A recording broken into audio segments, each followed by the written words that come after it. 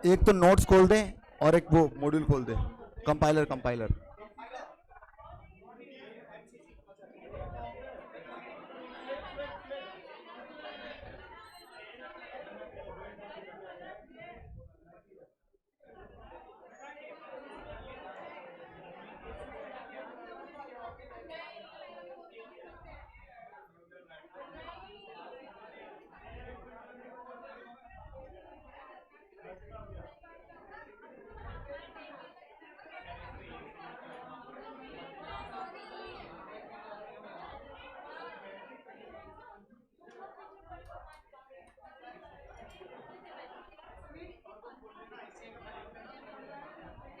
उसको डाउनलोड कर लेते हैं अपन।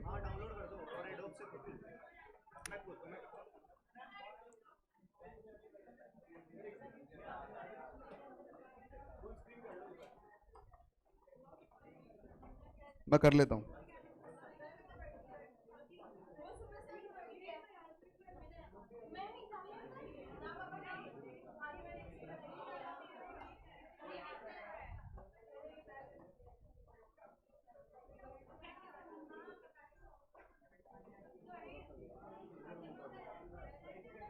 Good afternoon, very very good afternoon. वो देखना 5 प्रेस कर दिया क्या आपने?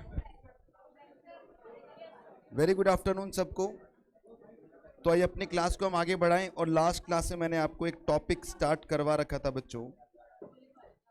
वो टॉपिक क्या था बताता हूं अभी आपको।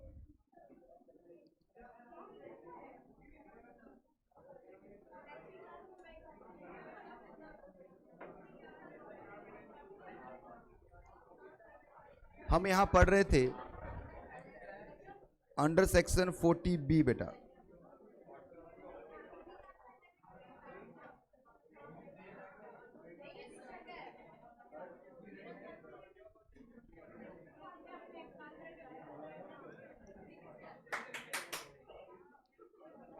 फोर्टी बी में 2 पार्ट थे हमारे।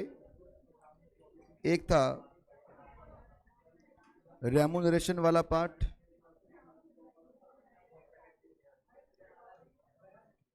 जिसमें आएगा सैलरी, बोनस और कमीशन, जो आपने किसको दिया है? पार्टनर को। 3 कंडीशन थी बेटा यहां पर। सबसे पहली बात, वो डीड में लिखा होना चाहिए और वर्किंग पार्टनर को मिलेगा वो, और लिमिट के अंदर मिलेगा। फिर हमने देखा लिमिट का मतलब क्या है। 40B में लिमिट बता रखी है कि अगर आपने 3 लाख रुपए तक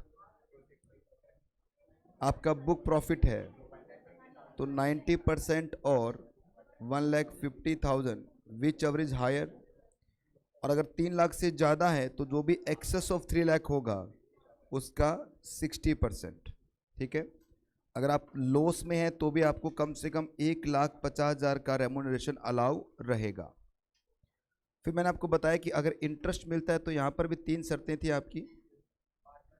डीड में होना चाहिए, ये भी मैक्सिमम 12 होगा। ये वर्किंग पार्टनर हो चाहे नॉन वर्किंग पार्टनर हो, दोनों को अलाउ हो जाएगा। ठीक है बच्चों। फिर मैंने बताया कि सर जो सेक्शन 40B के अंदर आप जो बुक प्रॉफिट देखते हो, ये बुक प्रॉफिट कैसे निकलता है। तो बता रखा है बुक प्रॉफिट का मतलब क्या है। बुक प्रॉफिट का मतलब कि सर जो भी आपका नेट प्रॉफिट आएगा उस नेट प्रॉफिट में आप लेस कर देना डेप्रीशिएशन वगैरह। इसमें आप ऐड कर दोगे जो रेम्यूनरेशन आपने पे किया है किसको? अपने पार्टनर्स को। तो ये क्या होगा? आपका बुक प्रॉफिट मान लिया जाएगा। ठीक है। हम कह सकते हैं बुक प्रॉफिट का मतलब सर प्रॉफिट बिफोर रेम्यूनरेशन। यहां तक मैंने लास्ट क्लास में आपको पढ़ाया था। ठीक है। करें स्टार्ट बेटा, अब होगी बातें बंद आपकी। चलिए अब कुछ पढ़ना स्टार्ट करते हैं। बहुत बातें कर ली आप लोगों ने। और 40B निकालिए। क्या करूं? तेज बोलूं? पीछे आवाज आ रही है क्या मेरी आपके पास? थोड़ा तेज बोलना है क्या मेरे को? ठीक है, तेज बोल लेते हैं भाई। तो सबसे पहली बात है पार्टनर रेम्यूनरेशन, सेक्शन 40B है आपका ये। सैलरी, बोनस, कमीशन, इसे रेम्यूनरेशन हम कहेंगे। कंडीशन 3 थी बेटा, सिर्फ वर्किंग पार्टनर को मिलेगा, ऑथराइज बाय डीड होना चाहिए और लिमिट के अंदर होना चाहिए। लिमिट कैसे निकली थी हमने कल बात कर ली इसके ऊपर, हमने कल क्वेश्चन भी कर लिए थे। और जो लिमिट है और मैक्सिमम जो आपने एक्चुअल में पे किया, इन दोनों में जो लोअर होगा वो डिडक्शन आपको मिल जाएगी। सेम टू सेम इंटरेस्ट के लिए था बच्चों, ऑथराइज बाय डीड मैक्सिमम कितना 12%, और ये वर्किंग और नॉन वर्किंग दोनों को मिल सकता है। फिर उसके बाद में मीनिंग ऑफ बुक प्रॉफिट पे आ गए थे हम। और मीनिंग ऑफ बुक प्रॉफिट क्या है बच्चों आपका, कि जो भी नेट प्रॉफिट है उसमें करंट ईयर का डेप्रिसिएशन माइनस कर दीजिए, या कोई अनअब्जॉर्ब डेप्रिसिएशन है उसको भी आप माइनस कर सकते हैं। फिर जो होगा रेमुनरेशन आपने पे किया उसको आप ऐड कर दोगे। अगर ये पिनल अकाउंट में डेबिट है तो जो अमाउंट होगा उसे हम क्या कह देंगे, बुक प्रॉफिट। और in simple terms book profit का मतलब क्या होता है, बुक प्रॉफिट पीजीवीपी बिफोर रेमुनरेशन। अब इसको समझने के लिए मैंने क्वेश्चन बना रखा है बच्चों, और बिल्कुल क्लैरिटी आएगी आपको सेक्शन 40B पर अगर आप इस क्वेश्चन को ढंग से पढ़ते हैं। आइए बच्चों इस क्वेश्चन को मैं करवाता हूं, थोड़ा जूम कर दूं, ठीक है, परफेक्ट है। चलिए अब देखिए बेटा, आपके सामने एक छोटा सा मैंने पी&एल अकाउंट बनाया है। एक ABC and company partnership firm है और इसका पी&एल अकाउंट आपके सामने है। ओके सर, इसमें कुछ एक्सपेंसेस आपने डेबिट कर रखे 8 लाख रुपए के। इंटरेस्ट ऑन कैपिटल कितनी कितनी है बेटा आपकी 20% के हिसाब से, टोटल कितनी है 7,20,000। बताओ बेटा इंटरेस्ट ऑन कैपिटल कितना मैक्सिमम कर सकते हो आप, तो इसका मतलब ये जो 8% है वो एक्सेस है, तो एक्सेस क्या हो जाएगा, डिसअलाउड हो जाएगा। Okay sir, salary bonus commission कितना दिया आपने अपने पार्टनर्स को, 22 लाख रुपीज़ का सैलरी बोनस कमीशन आपने दे रखा है। इनकम आपकी 35 लाख है और आपके बुक्स ऑफ अकाउंट्स के हिसाब से आपने लॉस कमाया है बच्चों, आपका नेट लॉस, आपके पास प्रॉफिट नहीं है, लॉस है आपके पास। ओके सर, फिर नोट पे मैंने क्या लिखा, सबसे पहला नोट लिखा मैंने कि जो पार्टनर आपका कौन सा, सी पार्टनर, जिसको आपने 6 लाख का बोनस कमीशन दिया है, वो आपका नॉन वर्किंग पार्टनर है। और एक पेमेंट है बच्चों जो आपने एबीसी कंपनी ने की है किसी नॉन रेजिडेंट को, और उस पर टीडीएस काटना भूल गए, और वो पेमेंट कितनी थी आपकी 2 लाख की। याद करो मैंने कल हमने सेक्शन पढ़ा था सेक्शन 40A1, इसका मतलब ये पेमेंट क्या हो जाएगी आपकी, डिसअलाउड होगी। और डिसअलाउड का मतलब क्या है, वापस नेट प्रॉफिट में जोड़ दिया जाएगा। यहाँ तक समझ में आया। आपसे पूछा जा रहा है कि बताइए कि कितना आपका इनकम होगा, तो आइए स्टार्ट करते हैं। सबसे पहले थोड़ा छोटा करना ही पड़ेगा इसको। अब देखिए इधर कंप्यूटेशन ऑफ टैक्सेबल इनकम, गलती से इसका आंसर भी मेरे पास यहाँ कॉपी हो गया है, कोई बात नहीं, इस बहाने आंसर भी मैच कर लेंगे अपन। बताओ बेटा नेट लॉस कितना है आपका,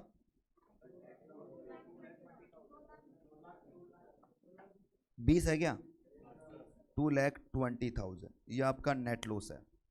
पेमेंट टू नॉन रेजिडेंट, जिस पर section 40 close 1 sorry close section 40A1A sorry 1 लग रहा है, उसका मतलब कितना होगा, पूरा का पूरा 2 लाख डिसअलाउड होगा, तो यहाँ पर वो ऐड हो जाएगा बच्चों। क्या सबको समझ में आया। ये ऐड मैंने क्यों किया, क्योंकि ये किस में से माइनस हो चुका है, पेनल अकाउंट में माइनस हो चुका है एक्सपेंस में से, तो इसका मतलब वापस ऐड बैक करना पड़ेगा आपको। ये खर्चा अलाउड नहीं है, और खर्चा अलाउड नहीं है इसका मतलब क्या करोगे, वापस प्रॉफिट में जोड़ दोगे। तो यह मैंने वापस जोड़ दिया और ठीक हो गया ये। अब एक्सेस इंटरेस्ट कितना है बताओ बच्चों, सबसे पहले आप ये देख के बताओ मुझे, टोटल आपके पास इंटरेस्ट कितना था, 7,20,000 था। अब 7,20,000 आपका टोटल इंटरेस्ट है भाई, तो इसका मतलब क्या हो गया, टोटल इंटरेस्ट है 7,20,000 डिवाइडेड बाय मल्टीप्लाई 8%, बहुत बढ़िया, 2,88,000। ये मैंने ऐड क्यों किया बेटा, क्योंकि एक्सेस और एक्सेस क्या होता है, डिसअलाउड, और डिसअलाउड का ट्रीटमेंट क्या है, उसको वापस ऐड बैक करते हैं। ठीक है बच्चों, बढ़े आगे। अब इसमें से आपको रेमुनरेशन पूरा का पूरा ऐड कर देना है, क्योंकि बुक प्रॉफिट का मतलब क्या होता है बेटा, remuneration before sorry net profit before remuneration. तो कितना रेमुनरेशन दिया आपने, 22 लाख, पूरा ऐड कर दीजिए, और ये क्या आ जाएगा आपका बुक प्रॉफिट। सो इसको पूरा क्यों ऐड कर रहे हो, क्योंकि बेटा सही वाला लेस करूंगा मैं, एक बार पूरा ऐड कर देंगे, सही कैलकुलेट करेंगे और सही वाला लेस कर देंगे।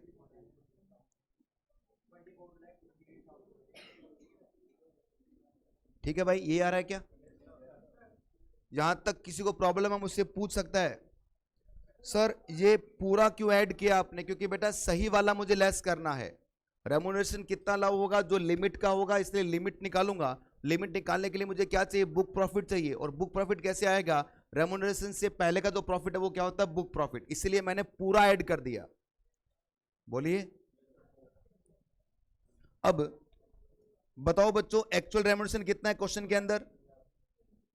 22 थोड़ी लोगे बेटा आप। अरे 6 लाख तो कौन सा वाला है, नॉन वर्किंग वाला है, तो वर्किंग वाला है तो लेंगे हम। कितना है एक्चुअल, कितना आएगा आपका? 16 लाख आएगा। और लिमिट कितनी है बच्चों आपकी 40B की? तो 24,68,000 का 40B का लिमिट कितना बताओगे सर? 3 लाख पर तो कितना आएगा? 90% होगा, बाकी बच गया 21,68,000, इसका 60%, ये तो हो गया 2,70,000 और ये 13,00,000,800, टोटल कितना हो गया? 15,70,800 भाई। तो ये आएगा 15 नहीं, ये रहा नीचे लिखा भी हुआ है 15,70,800।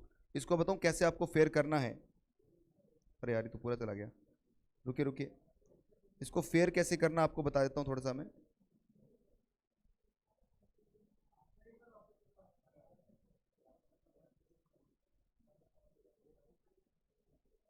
यहां पर लिखोगे आप एक्चुअल रेम्युनरेशन जो कितना होगा आपका 16 लाख होगा। 16 क्यों लिया आपने? क्योंकि आपने 6 लाख को किसको दिया है? नॉन वर्किंग को दिया है, तो काट देना बेटा, ये नॉन वर्किंग पार्टनर है आपका।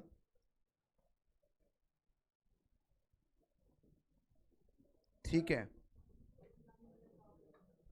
16 लाख कहां से लेके आए बेटा? ये रेम्युनरेशन देखना, ये देख ऊपर, ये देख पेंडल अकाउंट के अंदर ये दिया आपने अपने पार्टनर्स को बोनस सैलरी, ABC 3 पार्टनर है इसके, तो इन दोनों का टोटल क्या है? दोनों वर्किंग पार्टनर आपके, टोटल कितना हो गया? 16 लाख। और ये किसका है बेटा? नॉन वर्किंग का, तो ये तो वैसे वाला हो नहीं आपको। ठीक है, क्या हो गया भाई, नहीं समझ में आया क्या? तो यहां पर आ जाएगा आपका, ए को दिया आपने 8 लाख रुपए, बी को दिया आपने कितना? 8 लाख रुपए, टोटल कितना हो गया? 16 लाख। क्योंकि सी वाला 6 लाख तो आप लोगे नहीं बेटा।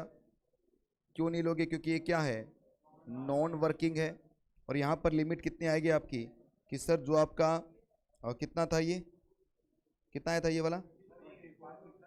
24,68,000। तो इसका 24,68 का अगर आप करेंगे तो कितना आएगा? यहाँ पर 3 लाख का तो आएगा 90%, और 21,68,000 इसका करोगे आप 60%, तो ये आएगा 15 लाख। तो इसका मतलब सर 15,70,800, लोअर कौन सा बेटा? 15,70,800। तो आपका कितना अलाउ होगा बेटा बताओ? अलाउ होगा तो माइनस कर दीजिए।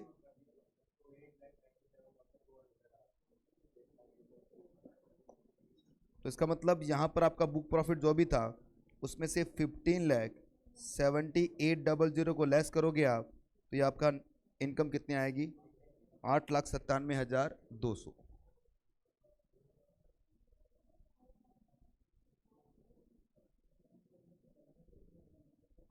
कर लिया भाई सबने?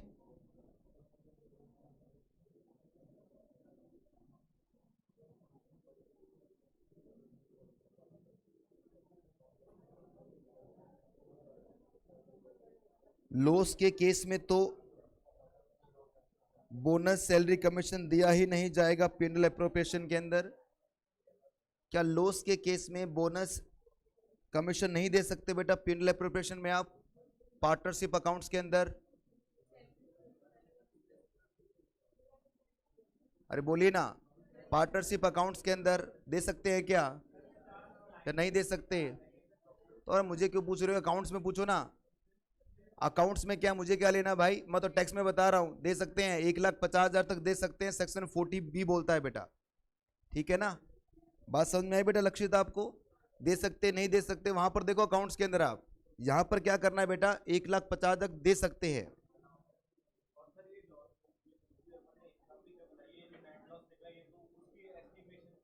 बिल्कुल, इनकम टैक्स के हिसाब से फिर से करना है आपको। बहुत बढ़िया, आओ एक क्वेश्चन करके दिखाएंगे आप। यार बातें कर रहे हो आप लोग। 1 घंटा पूरा ब्रेक था आपका, उसमें भी आपकी बातें खत्म नहीं हुई अभी तक।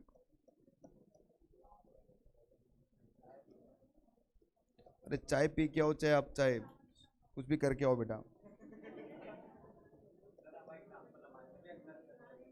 कौन सा एग्जाम्पल?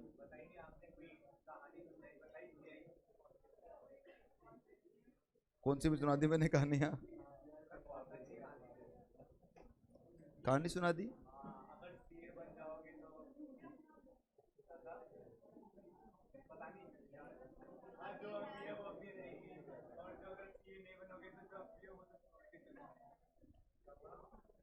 चलो इस बात पर क्वेश्चन नंबर 12 करके दिखाओ मुझे।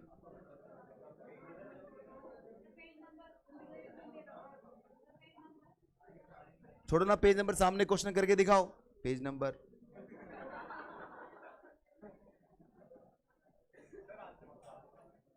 ये वो पीछे बैठे हैं ना, वो उनको पता नहीं अब दिखाई क्यों नहीं दे रहा आज। हर चीज को बड़ा बड़ा करके देख रहे हैं वो।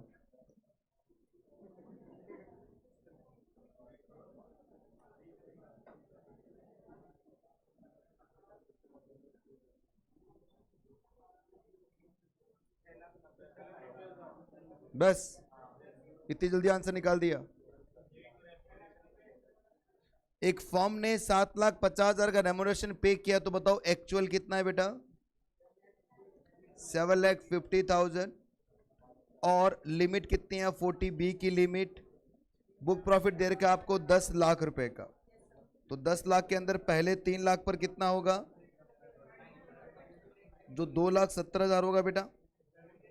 और बाकी बच गया कितना? 7 लाख। उसका कितना कितना आएगा? 80,000 क्या? हाँ तो कितना हो गया ये? दोनों में लोअर कौन सा? तो बताओ कितना आपको अलाउ होगा?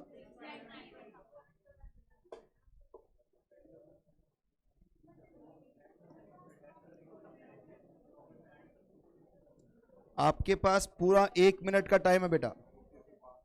बिल्कुल अपना समय लीजिए, क्वेश्चन को कीजिए ढंग से। इलस्ट्रेशन नंबर 13 को पढ़ना ध्यान से और करके दिखाओ। अरे बातें बंद करो यार, अब बंद करो यार बातें, कितनी बातें करते हो। पढ़िए आराम से क्वेश्चन। ये क्वेश्चन थोड़ा सा ट्रिकी क्वेश्चन है बेटा इंस्टीट्यूट का। तब तक मैं रिजल्ट देख लेता हूं।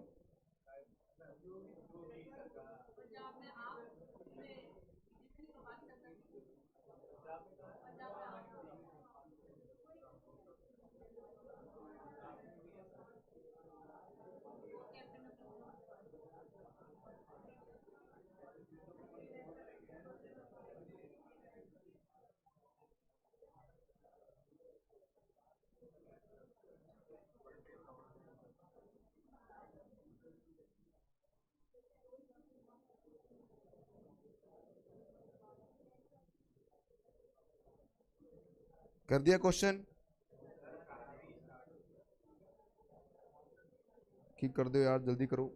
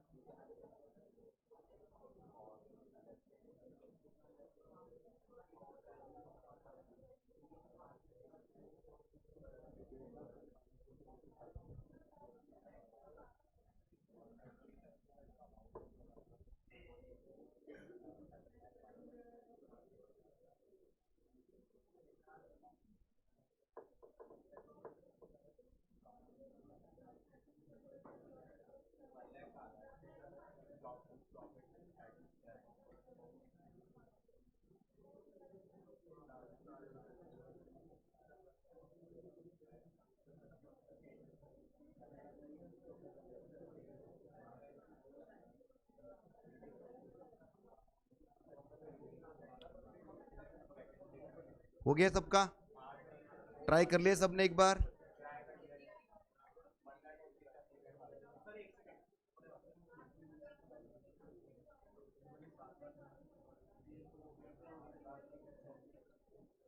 कीजिए बेटा, सभी कीजिए। ये समय आपका, उसे इन्वेस्ट कीजिए पढ़ाई में, सही जगह इन्वेस्ट करोगे टाइम को तो टाइम आपकी कदर भी करेगा।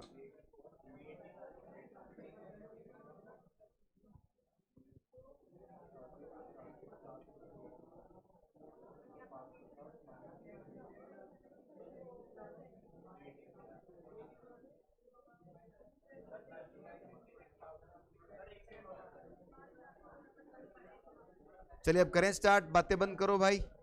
आओ, मेरे जो भी किया आपने क्वेश्चन तो 2-3 बार पढ़ ही लिया होगा। आइए पढ़ते हैं, मैं बताता हूं आप कहां गलती कर रहे हो। राव एंड जैन एक पार्टनरशिप फर्म है जिसमें 2 पार्टनर है बेटा, और पार्टनरशिप फर्म ने रिपोर्ट किया नेट प्रॉफिट कितना, 7 लाख रुपीज का। मतलब पार्टनरशिप फर्म का जो नेट प्रॉफिट है, प्लीज बातें मत करो भाई, 7 लाख रुपीज का है। वर्ड क्या लिखा है बेटा, before, before deduction of the following item. मतलब ये तीनों पॉइंट इसमें से एडजस्ट नहीं हुए अभी तक, याद रखना। बिफोर का मतलब इन तीनों से पहले प्रॉफिट कितना आपका, 7 लाख रुपए का है। इसका मतलब ये तीनों आइटम पीएनएल अकाउंट में है ही नहीं, डाली नहीं आपने, तभी तो बिफोर है ये। आइए चेक करते हैं। सबसे पहला क्या है बच्चों, सैलरी कितनी आपकी 20,000 की है per month, payable to 2 working partner, तो 20,000 मल्टीप्लाई 12 मल्टीप्लाई 2 वर्किंग पार्टनर, साफ साफ लिखा वर्किंग पार्टनर। अब मुझे बताओ क्या इसको वापस इसमें ऐड करोगे क्या, नो सर, क्योंकि ये घटा ही नहीं हुआ, क्यों ऐड करोगे। अरे जब बुक प्रॉफिट निकालूंगा तो इसको मैं कब ऐड करता हूं, जब पेनल अकाउंट में लेस हो गया। सर पिछले कोर्स में तो आपने ऐड किया, पहले में घटा हुआ है बेटा, पेनल अकाउंट में डेबिट कर रखा था, ये डेबिट ही नहीं है तो कुछ भी नहीं करूंगा इसका मैं। बस हाँ, मुझे ये पता चल गया एक्चुअल कितना आपका 4,80,000। डेप्रीशिएशन कितना है बेटा आपका 1,50,000। क्या ये माइनस है क्या, नहीं सर, तो मैं क्या करूंगा, इस 7 लाख में डेप्रीशिएशन मुझे माइनस करना पड़ेगा ना। यस सर, क्योंकि मुझे क्या निकालना है, बुक प्रॉफिट निकालना है। लो में माइनस कर दिया।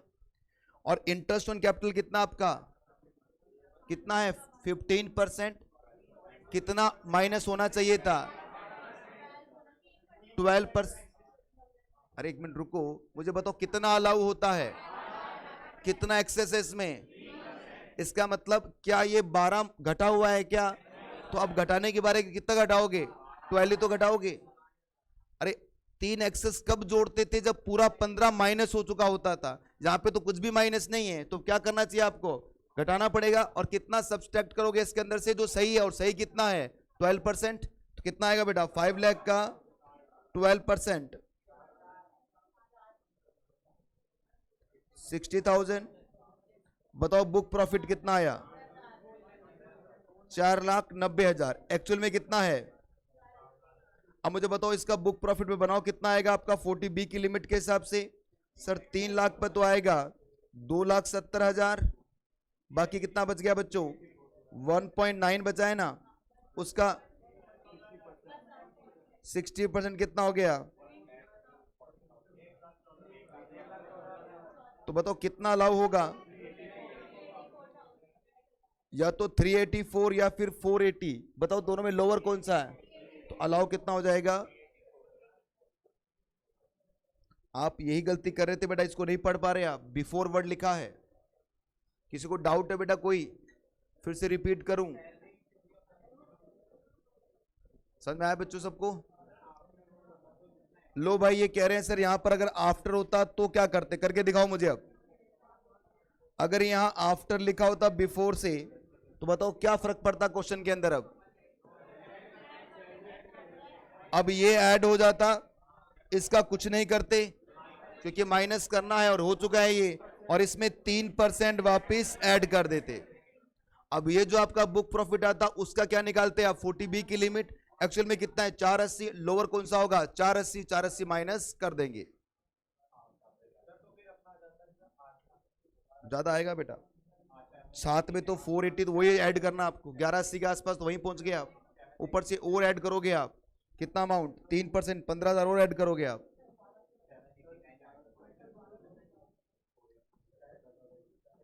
समझ में आई बात क्या?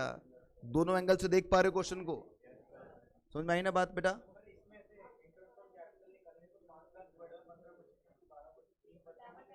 अब 3% लेंगे ना बेटा इसमें, क्योंकि आफ्टर का मतलब ये घट चुका है। कितना घट गया है?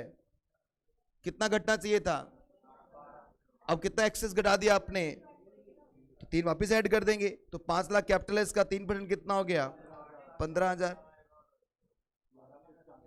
जो भी आएगा यार, अमाउंट नहीं बता रहा मैं, तो बता रहा हूं अगर आफ्टर होगा ही। इन्होंने पूछा सर आफ्टर होता तो क्या करते आप? ये करते आफ्टर होता तो बिफोर। फिर देखिए, एक तो बातें करते पीछे बैठ के। अब फिर देखिए बेटा एक बार, यहां पर वर्ड क्या लिखा है? बिफोर। बिफोर का मतलब क्या है कि आपका जो P&L अकाउंट है उसमें नेट प्रॉफिट कितना है आपका? 7 लाख है। इसमें ना तो ये पहला पॉइंट है, ना ही सेकंड और ना ही थर्ड है, मतलब इसमें अभी तक माइनस नहीं हुआ है। तो बताओ पहला पॉइंट माइनस करेंगे क्या? नहीं सर, क्योंकि मुझे बुक प्रॉफिट चाहिए। अरे अगर इसमें लिखा होता तो वापस ऐड करता, जहां लिखा ही नहीं तो कुछ भी नहीं कर रहा है इसका। पर ये क्यों दिया है सर? क्योंकि हमें ये पता चले कि कितना अमाउंट है। ये 4,80,000 एक्चुअल रेम्यूनरेशन है आपका। पॉइंट नंबर 2 में क्या लिखा हुआ है? 1,50,000 का डेप्रिसिएशन है जो माइनस नहीं हुआ। अब कर दो माइनस। 1,50,000 प्रॉफिट कितना रह जाएगा अब आपका? 5,50,000 रह जाएगा।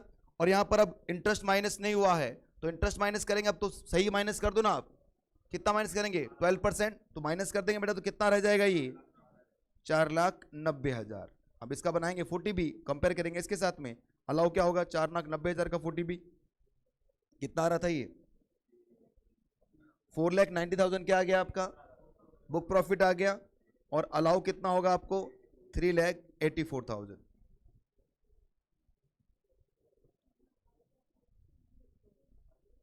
बताइए प्यारे बच्चों।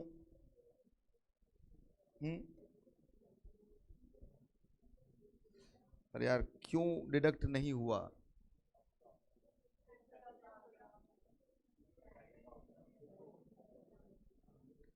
आपने ये क्वेश्चन किया था क्या अभी?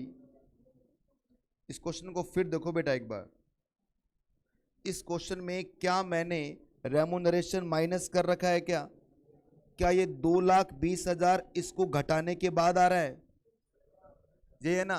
तो बुक प्रॉफिट जब निकालेंगे, ऊपर देखो साफ साफ लिखा है मैंने कि sir remuneration if debited to. अगर डेबिटेड है तभी तो ऐड करना है इसको, अगर डेबिटेड नहीं है तो कुछ मत करो इसका। क्योंकि इसका मतलब होता क्या बुक प्रॉफिट का? Book profit means the PGBP before remuneration. ठीक है? जहां इसमें मैंने इंटरेस्ट डेबिट कर रखा है, बिल्कुल कर रखा है भाई। कितना डेबिट होना चाहिए था? मैंने कितना कर दिया? तो 8% आपने वापस ऐड किया ना। क्यों किया? क्योंकि ज्यादा घटा दिया आपने। और जब यहां पर बिफोर वर्ड यूज कर रखा है, इसका मतलब क्या है? अब सही घटाइए, कितना घटाओगे आप? 12%। क्योंकि वर्ड क्या है बच्चों? बिफोर यूज किया गया है। हाँ जी।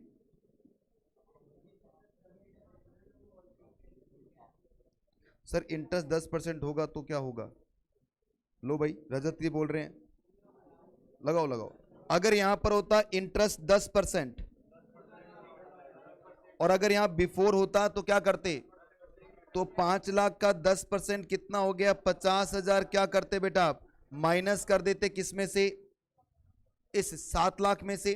और अगर यहां पर आफ्टर होता बेटा, आफ्टर होता यहां पर, तो ये 10% का कुछ भी नहीं करते, क्योंकि कितना माइनस कर सकते थे? 12। आपने कितना माइनस किया है? 10। अलाउ है। और बताइए बेटा। हाँ जी। हाँ ओबीसी बात है, डेप्रिसिएशन माइनस तभी हम करेंगे अगर वो P&L में डेबिट नहीं है। अगर P&L में डेबिट है कोई डेप्रिसिएशन, पर वो बुक्स ऑफ अकाउंट्स के हिसाब से, तो आप क्या करोगे? P&L वाला तो ऐड कर दोगे, हम जो कैलकुलेट करेंगे वो माइनस कर देंगे। अरे हमने भी तो सीखा डेप्रिसिएशन निकालना। तो सही वाला माइनस करेंगे, पुराने वाला वापस ऐड कर देंगे। बताइए। हाँ जी। और बहुत है यार, की करोगा ने क्वेश्चन दे।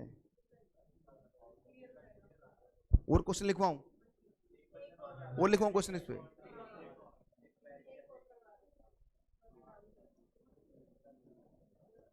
हो सकता है इसमें हमारी बुक में ही हो।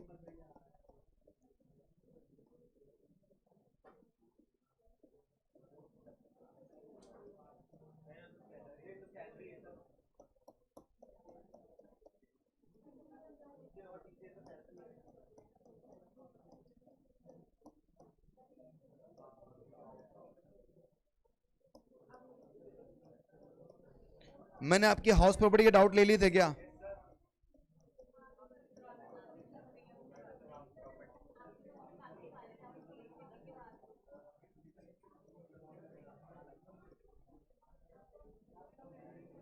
कहां तक क्वेश्चन कर लिया आपने इसके अंदर?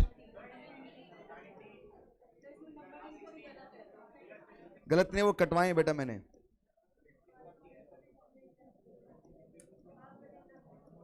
चलो भाई होमवर्क लिखो फिर आज के।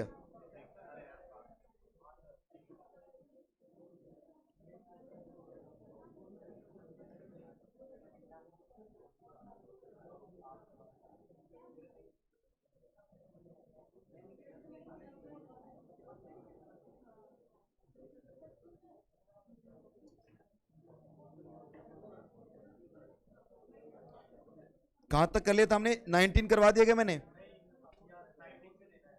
लिखो 19 होमवर्क में, 19 लिखो होमवर्क में, 20 लिखो होमवर्क में, 21 होमवर्क में, 22 होमवर्क में, 23 होमवर्क में,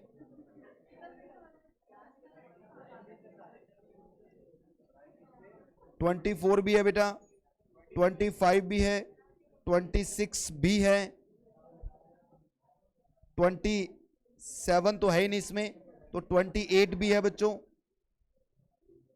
अरे छोटे छोटे क्वेश्चन है यार।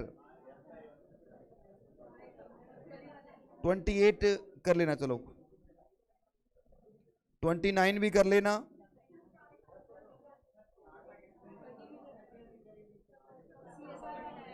30 भी कर लेना बेटा,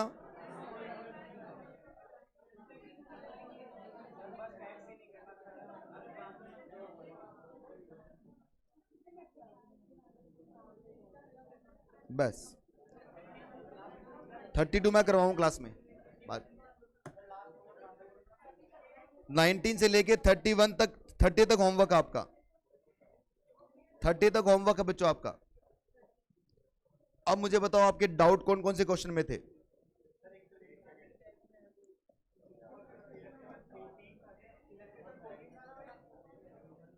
मैंने डेप्रिसिएशन तो करवा दिए डाउट में सारे। ओके बेटा ओके, रुक जाओ। बताओ भाई क्वेश्चन नंबर 1 में किसी को डाउट है क्या? बढ़े आगे। क्वेश्चन नंबर 2 में किसी को डाउट? अभी ऑनलाइन में आप भी बताओ। क्वेश्चन 2 में किसी को डाउट है क्या? क्वेश्चन 3 में डाउट किसी को? क्वेश्चन 4 के अंदर, 5 में,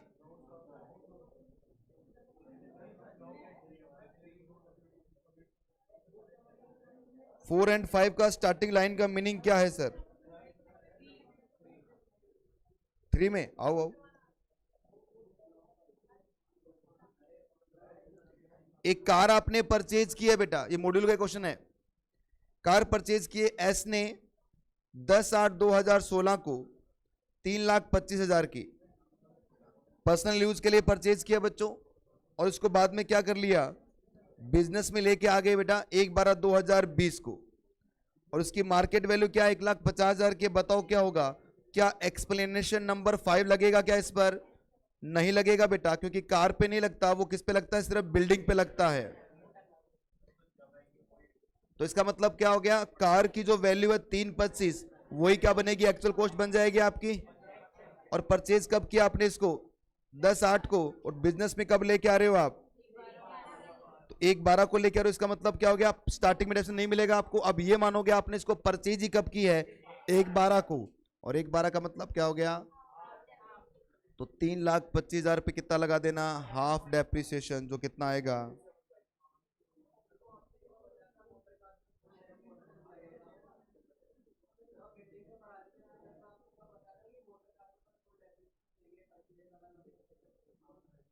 मतलब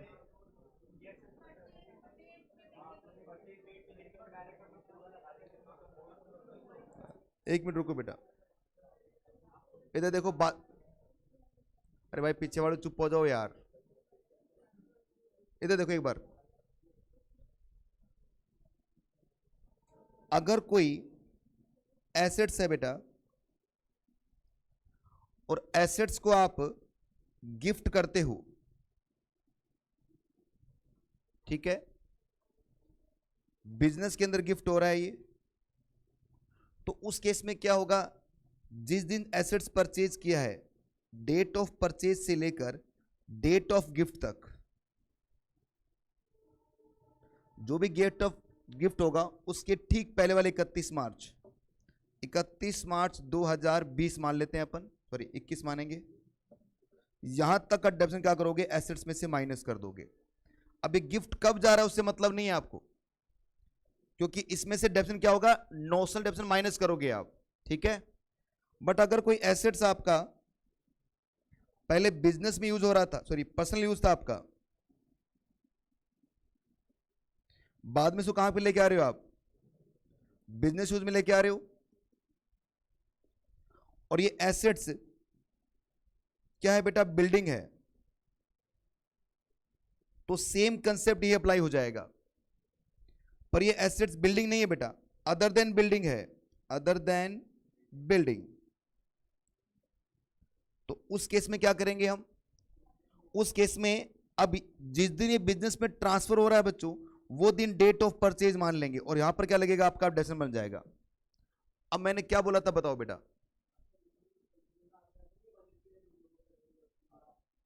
क्यों इग्नोर करेंगे बच्चों, क्योंकि पहले डेसिमल माइनस कर दिया आपने, अब यहां पर ये मान रहे कि इसी दिन परचेज कर रहे हो आप, बिजनेस में आ रही है ना, क्योंकि पहले माइनस नहीं करोगे तो इसका मतलब क्या हो जाएगा, ठीक है। हाँ ये है बेटा, ये एक नॉर्मल सा सिंपल कंसेप्ट है, आप चाहो तो इसको मैं एक नोट में बना देता हूं आपको। देखो ये आपका बिजनेस का डेट है,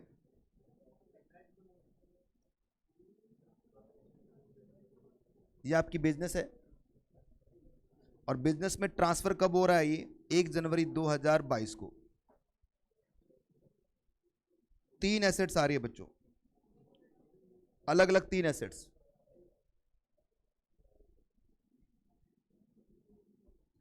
पहली एसेट्स है बच्चों जो गिफ्ट हुई है,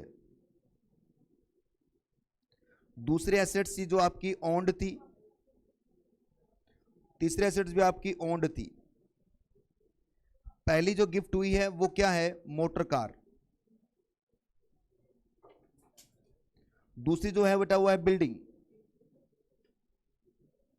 तीसरी क्या है बेटा आपकी कार, मोटर कार ही कर लेते हैं इधर उधर क्या, ठीक है। तो पहले एसेट्स पे क्या होगा, एक्सप्लेनेशन नंबर सेकंड लग जाएगा, दूसरी पर एक्सप्लेनेशन नंबर 5 लगेगा, और तीसरी पर एक्सप्लेनेशन नंबर ना तो सेकंड आएगा और ना ही 5 आएगा। तो ट्रीटमेंट क्या है बेटा, पहले एसेट्स में क्या करोगे बेटा, जब वैल्यू निकालोगे आप WDV की, बोलो क्या होगा, तो पहले में क्या होगा, जो भी कॉस्ट होगा उसमें से माइनस क्या कर दोगे आप, डेप्रिसिएशन, और यही क्या बनेगा आपका एक्चुअल कॉस्ट। दूसरे वाले में क्या करोगे आप, same to same, cost minus depreciation, और यही क्या बन जाएगा आपका एक्चुअल कॉस्ट। और तीसरी में क्या होगा बेटा, तीसरे वाले में जो कॉस्ट होगी वही क्या बन जाएगी, एक्चुअल कॉस्ट। अब इन दो केस में, पहले वाले 2 केस में आपको डेट ऑफ ट्रांसफर इग्नोर करो, और इस केस के अंदर डेट ऑफ ट्रांसफर कंसिडर करो। सर मतलब sir date of transfer consider करेंगे तो यहां पर क्या होगा, रेट जो भी होगा आपका वो 50% हो सकता है और नहीं भी हो सकता, बट यहां पर क्या होगा बच्चों, रेट का कुछ नहीं करना आपको, जो रेट है वो पूरा लग जाएगा बस। किस वाले का? मोटर कार का?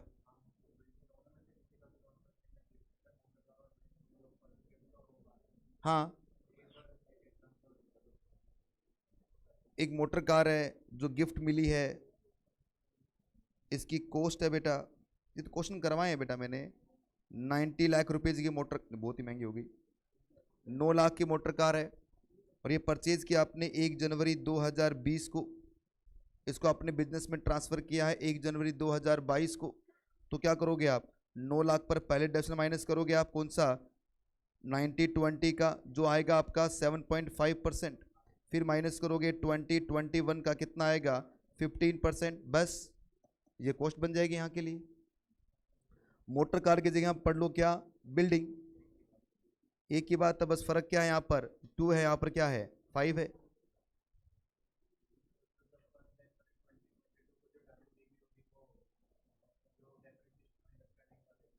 फर्स्ट जनवरी का मतलब नहीं है यहाँ पर, जब भी एक्सप्लेनेशन 2 और 5 लग रही है वहां जनवरी 1 हो चाहे 1 अप्रैल हो, कोई मतलब नहीं है, क्योंकि वो ब्लॉक में जाके ऐड हो जाएगी बस, और डेप्थ हमेशा पूरा मिलेगा फिर उसका, चाहे कभी भी ऐड हो वो।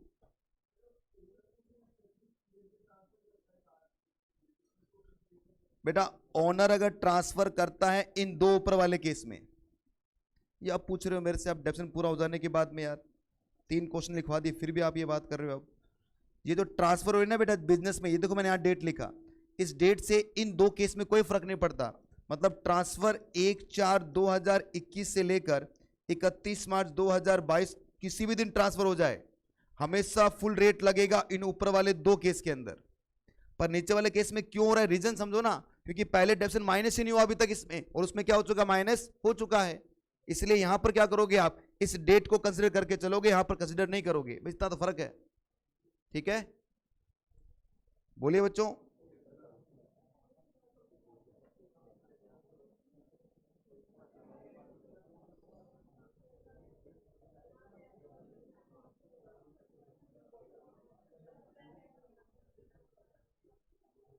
कंफ्यूजन है अभी भी कंफ्यूजन है क्या? चेहरे बता रहे हैं आपके।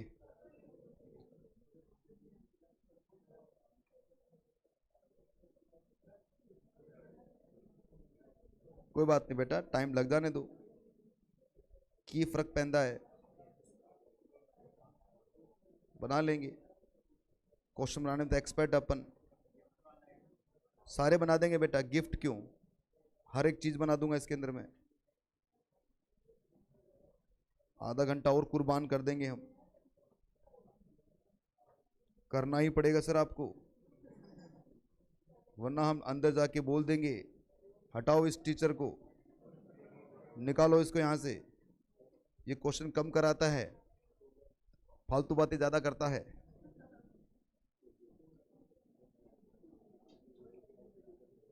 देखो ये है बच्चों एसेट्स,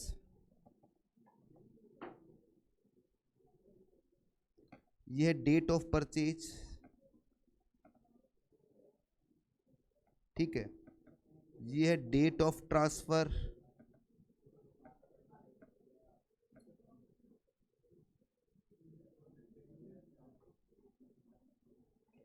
टू बिजनेस, ठीक है, और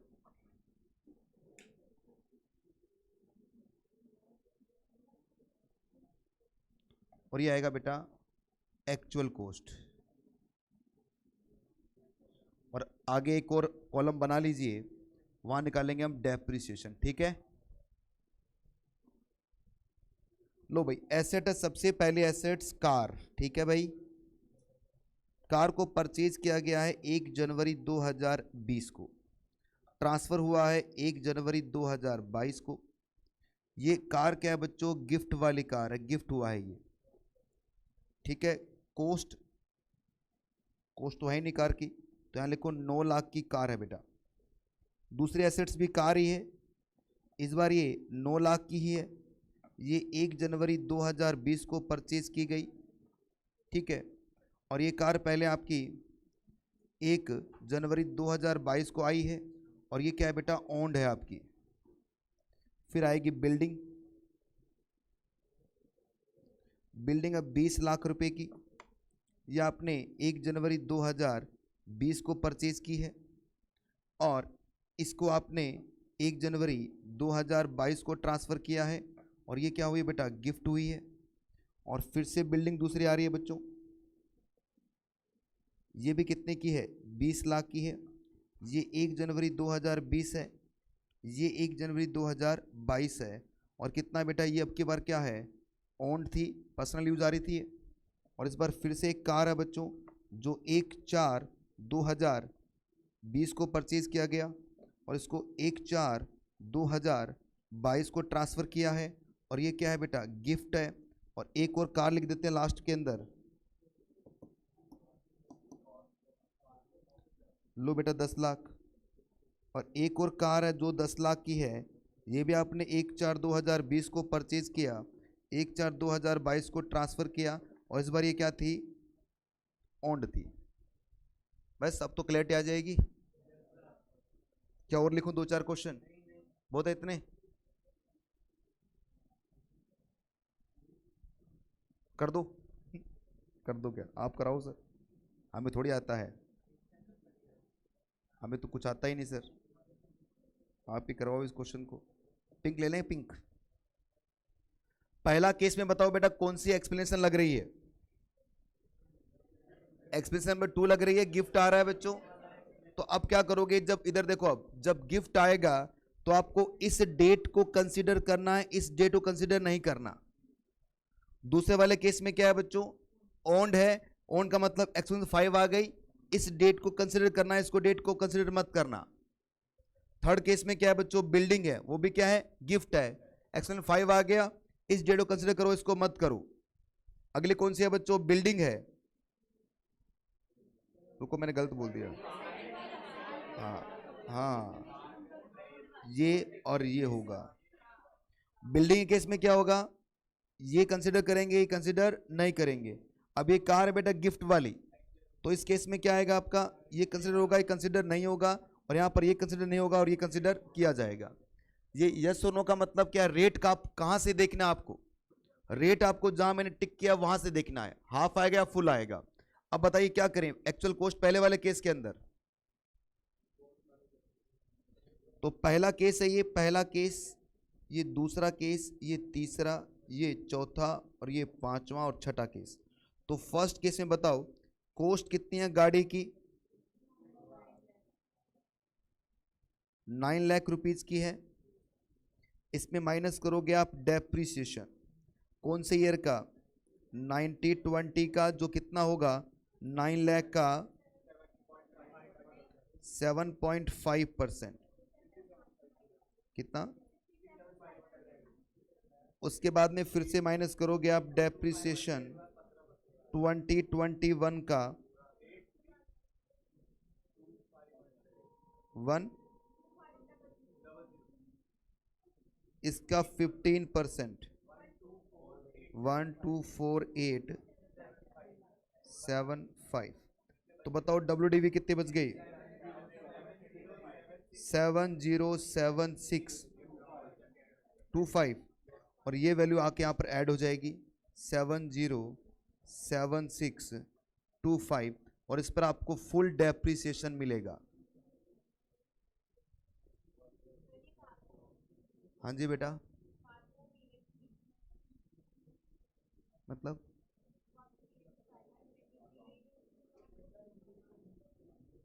बेटा वो 23 अगस्त 2019 से लेकर 31 मार्च 2020 तक अगर आपने गाड़ी को पुट टू यूज कर दिया है, बिजनेस में ले आया, तो बेटा ये पहले बिजनेस में, तो बिजनेस में तो इस दिन आ रही है। हाँ जी, डाउट हो गया, क्लियर अब तो। अब बताओ आगे अगले केस में क्या होगा। अब इस केस में डेट तो देखनी नहीं है आपको, तो इसका मतलब कॉस्ट क्या बन जाएगी इसकी, 9 लाख आ जाएगी। और अब ये वाला पीरियड आपको कंसिडर करके चलना है, तो इसमें डेफिनेशन कितना आएगा आपका, हाफ डेफिनेशन आएगा बेटा। बोलिए, हैं। थर्ड केस में बताओ क्या होगा, कार की जगह क्या आ जाएगा, बिल्डिंग आ जाएगी। अब कहानी सारी की सारी ऐसी रहेगी जो मैंने देखी है।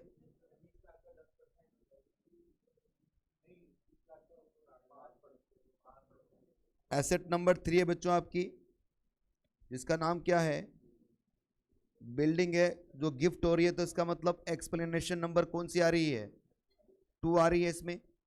बताओ कॉस्ट ऑफ बिल्डिंग कितनी है, कॉस्ट ऑफ बिल्डिंग वह बच्चों आपकी 20 लाख रुपीज की है।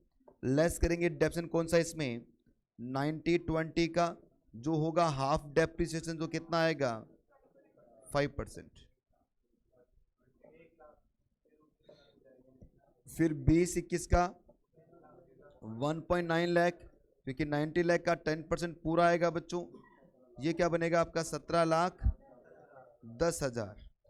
तो इसका मतलब क्या हो गया बच्चों, यहाँ पर आएगा 17,10,000 और रेट क्या होगा इस पर, फुल डेप, अरे हाफ थोड़ी होगा, एक्सप्लेनेशन नंबर 2 और 5 जहां भी लग जाए इस पे पूरा आएगा डेप्शन आपका। इसके बाद बिल्डिंग आपकी खुद की ओन्ड है बेटा, तो यहां पर क्या हो जाएगा, एक्सप्लेनेशन नंबर 5 भी आ जाएगा पॉइंट नंबर 4 के अंदर, और रेट क्या आएगा बेटा, सेम टू सेम कहानी है, कुछ भी चेंज नहीं है, बस एक्सप्लेनेशन नंबर चेंज हो रहे हैं यहां पर। बताओ बच्चों अब पॉइंट नंबर 5 के अंदर, पॉइंट नंबर 5 में अब ये क्या आ रहा है बेटा, इसमें एक्सप्लेनेशन नंबर सेकंड आ रहा है इसमें। तो अब ये पॉइंट नंबर 5 यहां लगाता हूं मैं, पॉइंट नंबर 5 दिख रहा है सबको। बताओ कॉस्ट ऑफ कार कितनी है, कॉस्ट ऑफ कार ये होगी 10 लाख हो गई आपकी। लेस करोगे इसमें पहले 2021 का डेप्रिसिएशन पूरा लगेगा बच्चों, कितना 1.5 लाख, तो 8.5 लाख क्या आ गया आपका, WDV आ गया। और इस पर अब रेट कितना आएगा आपका, फुल आएगा।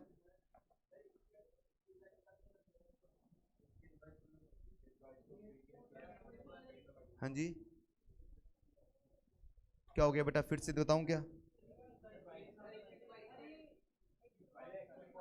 21-22 का क्या, अरे को मैं बताता हूँ, कौन पूछ रहा है, हाथ तो ऊपर करो पहले, हाथ करो, कौन पूछ रहा है, हाँ बोलो बेटा। लगेगा ना वो, ये है ना 21-22 का करंट ईयर, तो आपका यही है बेटा, प्रीवियस ईयर, यही तो पढ़ा रहा हूं मैं 3 महीने से, ये तो बता रहा हूं आपको 21-22 का किस तरह से इनकम निकलेगी, तो लगेगा ना ये 21-22 की तो बता रहा हूं आप, हमें तो एक्चुअल कॉस्ट में ऐड करना है ना अभी ये।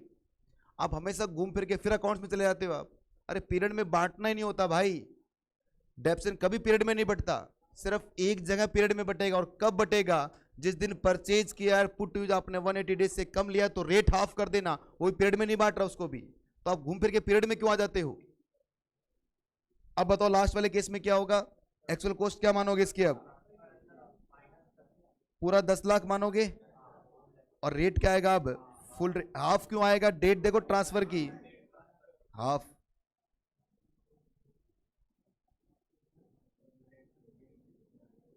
अच्छा अच्छा, ये 21 आएगा, ओह इसलिए कंफ्यूज हो रहे थे, सही है, लिखा गलत था मैंने। हाँ भी ऑनलाइन वालों आप भी लिखो गलत, मतलब सही लिखो, नहीं सही बोल रहे थे भाई, मेरी वो क्या ऊपर 22-22 लिख रहा था ना, तो 22 ही लिखा गया। अब बताओ, अब तो दिक्कत नहीं एक्सप्लेनेशन में, ये चीजें आपको वहीं पूछनी चाहिए थे बेटा, सर डाउट क्वेश्चन करेंगे तभी तो आएगा डाउट, तभी तो पूछेंगे आपसे, ठीक है भाई। हाँ जी 1 मिनट, हाँ बोलो बेटा।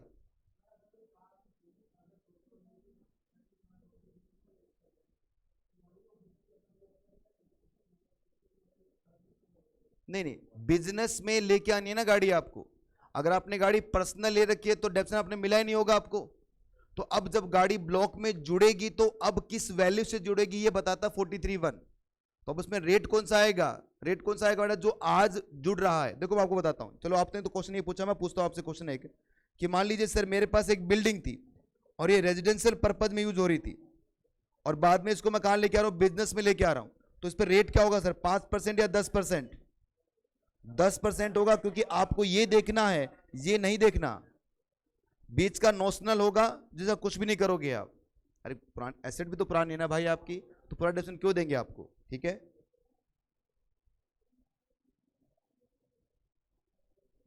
और बताओ क्वेश्चन कौन सा था आपका,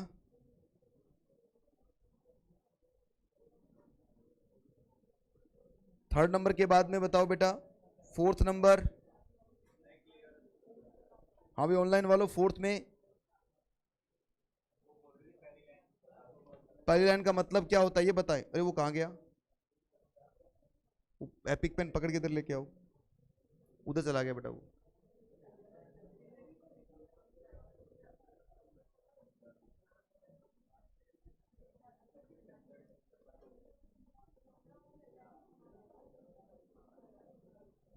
एपिक में बेटा उधर ही, आप उसको डाउन करो, विंडो डाउन करो उसकी। नहीं बेटा इसको बंद करो एक बार, एंड टास्क करके फिर लेके आओ।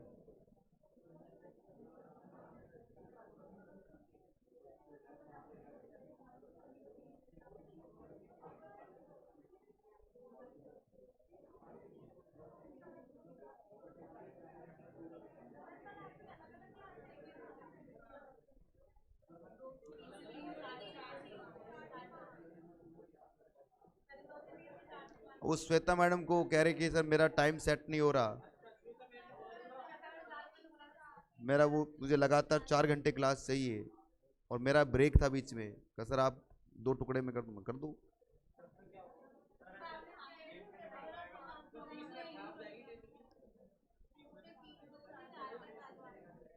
हाँ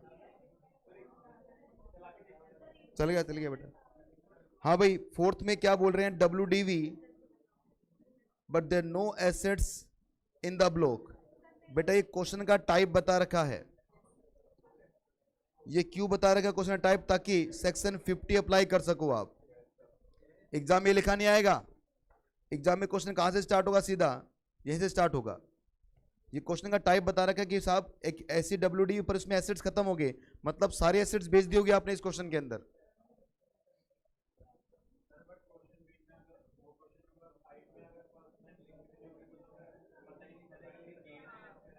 क्यों नहीं पता चलेगा यार, क्या बात कर रहे हो यार आप। ये लो हटा देता हूं मैं लाइन, ये तो बोल रहे हो आओ पढ़ते हैं क्वेश्चन को।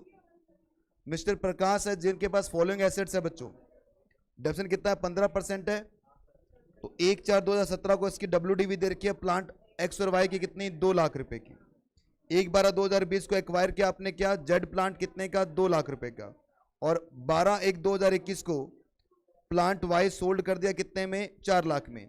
एक्सपेंडिचर कितना हुआ है, तो बेटा मुझे बताइए प्लांट वाई सोल्ड हुआ है, इसका मतलब क्या हो गया, पहले WDV निकालो इनका, ये माइनस करोगे तो नेगेटिव नहीं आएगा क्या, नेगेटिव आते ही क्या हो जाएगा, 50 आ जाएगा। 6 नंबर में बताइए प्रॉब्लम किसी को।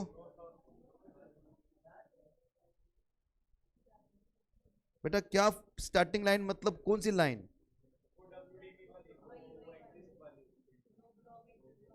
वो तो बता रखा है, क्वेश्चन का टाइप बता रखा है। आप कोई भी क्वेश्चन लेके आओ, आप देखो कोई भी क्वेश्चन उठाओ, इसमें आप टाइप बताएगा भाई साहब, ये कौन सा टाइप का क्वेश्चन है, टर्मिनल डेफिनेशन क्वेश्चन है, इसमें बताएगा बेटा ये जैसे ये क्वेश्चन है, ये सेक्शन कौन से पर है, ये बता रहा कि इस क्वेश्चन का एक बना रखा हमने क्वेश्चन, ये इजी आइडेंटिफाई करने के लिए आप लोगों के लिए, एग्जाम में नहीं लिखा मिलेगा आपको। हाँ जी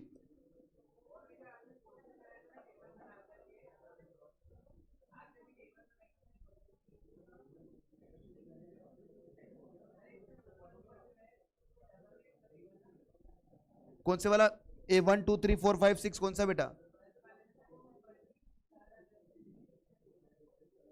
अरे मैं ये बोल रहा हूं भाई आपने कब परचेज की उसका मतलब नहीं है, बिजनेस में कब लेके आ रहे हो, इस दिन लेके आ रहे हो, ठीक है, जिस दिन बिजनेस में लेके आ रहे हो वो दिन देखना है आपको। फिफ्थ वाले के अंदर बिजनेस में कब लेके आ रहे हो आप,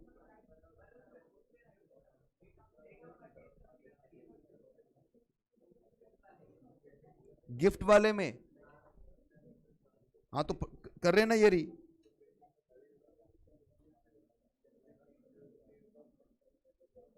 और करवाओगे क्वेश्चन इसमें, नहीं समझ में आया कि फर्स्ट वाले का तूने 4 उतार, पहले से उतार, अब बोल,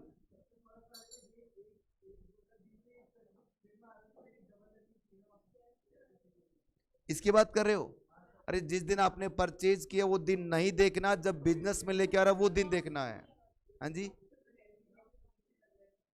कौन सा,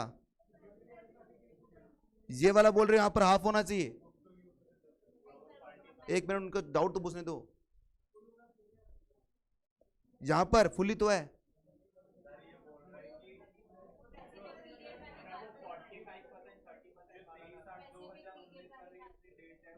तेईस 8/2019 से लेकर 31 मार्च 2020 के बीच में अगर आप क्या करते हैं, एसेट्स परचेज करते हैं और पुट टू यूज करते हैं बिजनेस में।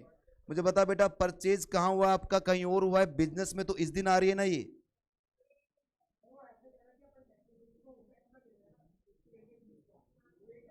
हाँ, उस पीरियड के बीच का नोशनल माइनस करना है। नहीं नहीं, वो नहीं देखना रेट। रेट किस दिन का देखना होता है? जिस दिन आप एसेट्स में आ रहे हैं। मान लो आपने कोई 20 साल पहले कोई एसेट्स परचेज कर रखा है और 20 साल पहले रेट अलग हुआ करते थे डेप्रिसिएशन के बेटा, क्या वो रेट लेके चलेंगे क्या आप? नहीं, आज के रेट लेके चलने हैं भाई आपको।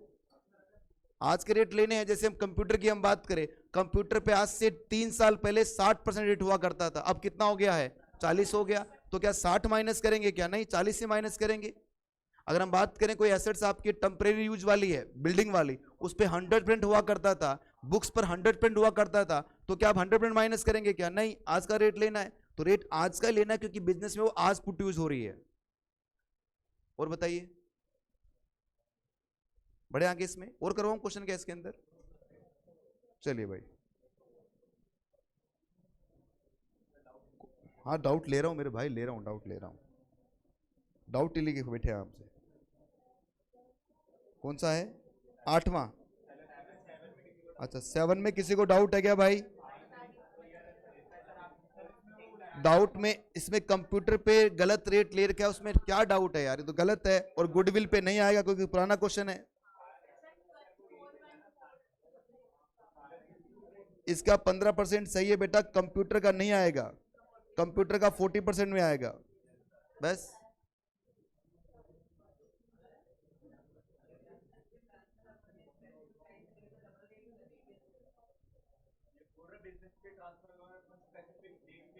हाँ बताओ बताओ बेटा, जैसे 1/1/2020 में ट्रांसफर क्या होता? रुक मैं बता दूं।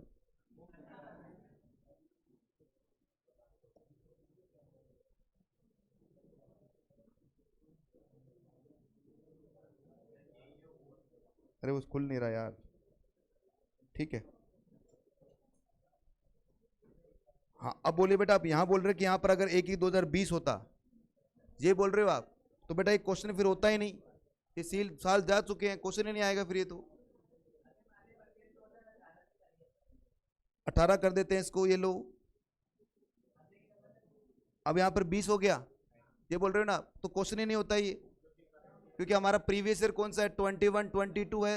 आप पीछे जाके क्वेश्चन थोड़ी करके आओगे, अब खत्म होगी बात ही। वो तो 2 साल पहले वाले बच्चों ने कर लिया क्वेश्चन, आपको थोड़ी कर रहा है वो। 4-5 अटेम्प्ट पहले उन बच्चों ने कर लिया था ये डाउट, ये माथापच्ची हो चुकी है। अब माथापच्ची थोड़ी करोगे बेटा आप, गया वो तो। अब क्या उसमें उंगली खींच रहे हो उसकी? अब उंगली बोल सकते बेटा आप।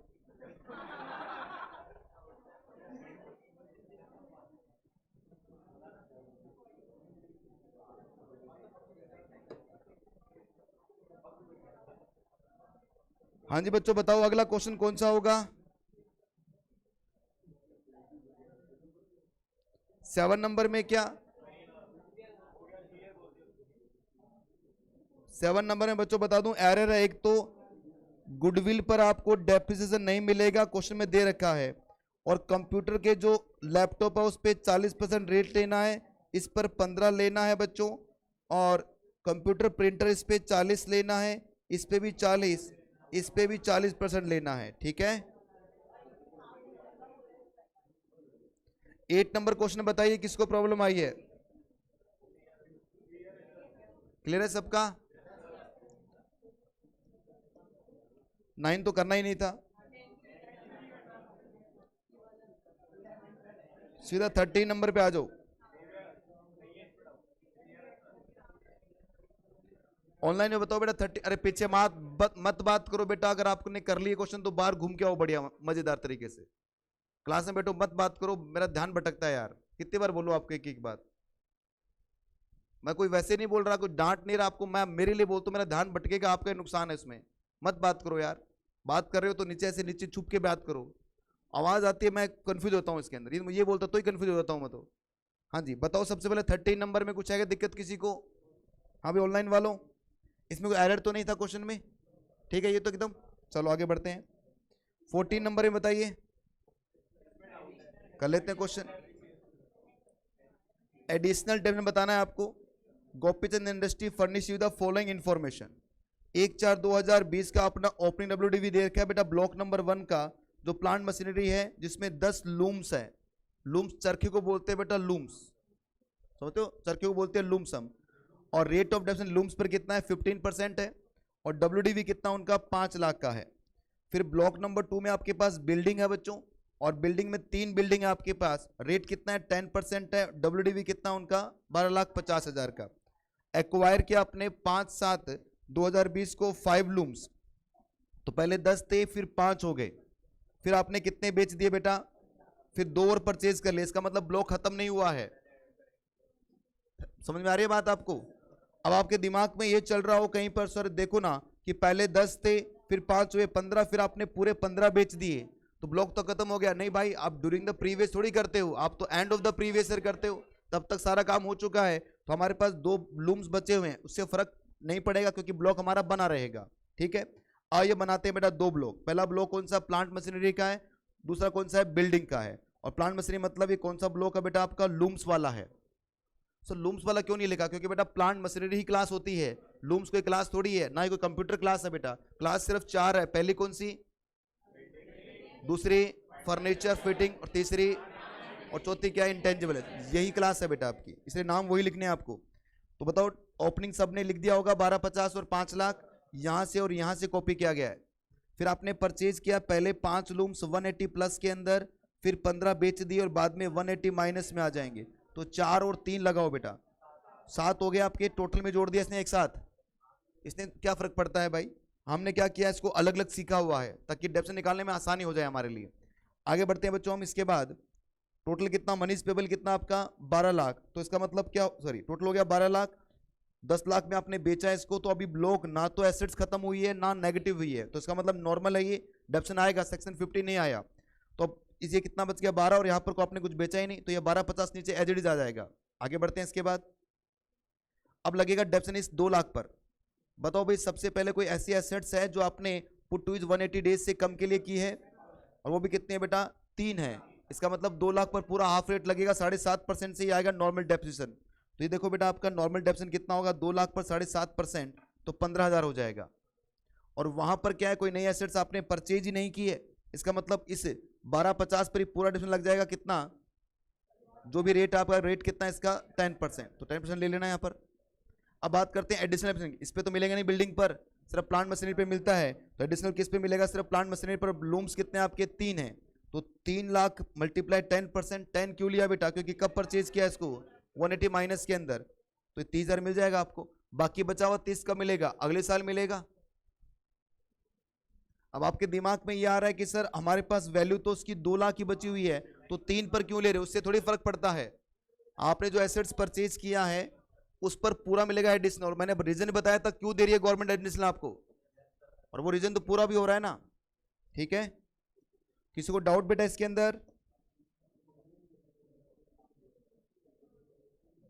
क्लियर है? इसके बाद सर क्वेश्चन नंबर 13 में फैक्ट्री बिल्डिंग पर डेप्रिसिएशन क्यों नहीं मिला, आओ बेटा बात करते हैं। 13 में फैक्ट्री बिल्डिंग पर डेप्रिसिएशन क्यों नहीं मिला,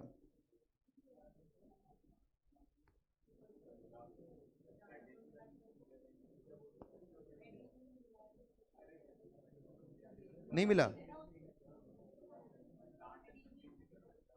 बेटा, बिल्डिंग पर नहीं मिलते एडिशनल, सिर्फ प्लांट मशीनरी पर मिलते हैं।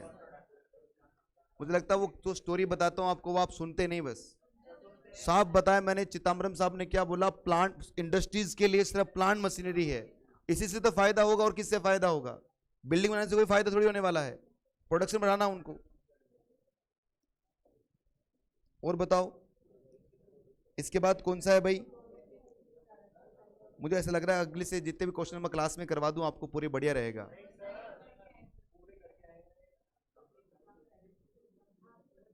थोड़ा थोड़ा जोर से बोलो बेटा। यहाँ पर एडिशनल क्यों मिला? क्योंकि मैन्युफैक्चरिंग तो है ही नहीं बेटा, ये बोल रहे हो क्या आप? साफ साफ लिखा बेटा इंडस्ट्रियल अंडरटेकिंग, और क्या बोलेगा मैन्युफैक्चरिंग के लिए? और क्या बोले बताओ? अगर लिखा होता मिस्टर ए रिटेल ट्रेडर है तो आप बोलते सर क्यों मिल रहा है, क्योंकि रिटेल ट्रेडर मैन्युफैक्चर नहीं होते। इंडस्ट्री में क्या होती है बेटा? इंडस्ट्री में क्या चिप्स मिलती है? क्या चिप्स बनती है बेटा? मिलती नहीं है। हाँ बनती है चिप्स, इंडस्ट्री में बनती है भाई। हमने एक बार की थी, लेज की ऑडिट की थी, तब देखे थे कैसे आलू कटते हैं। अरे बहुत मजेदार ऑडिट थे वो तो हमारी।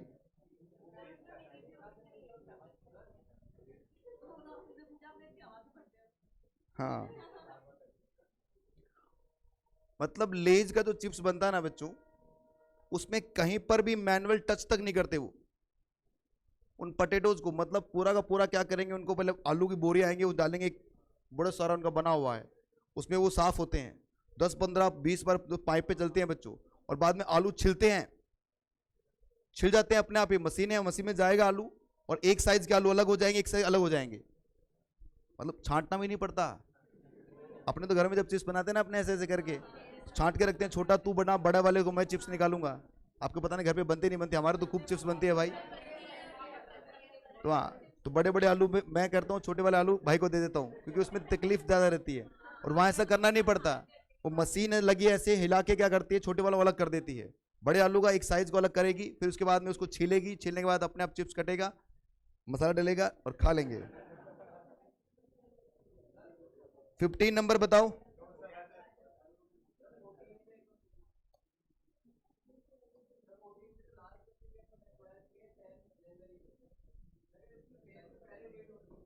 तो क्या फर्क पड़ता? की फर्क पैंदा जी? कुछ नहीं फर्क पैंदा। डेट बताओ ना, आप बताओ क्या डेट लगे अपना? 10 ले लें इसको, तो ये 12 कर दूं इसको? इससे पहले तो लेना है ना, एक काम करते हैं 10 ही कर देते हैं आगे पहले। अब बताओ क्या होगा?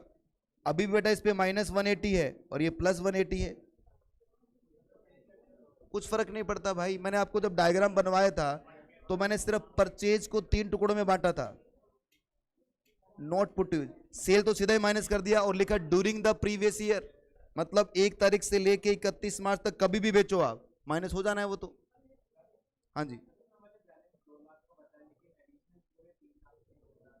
हाँ क्योंकि परचेज वैल्यू मिलता है एडिशनल बेटा।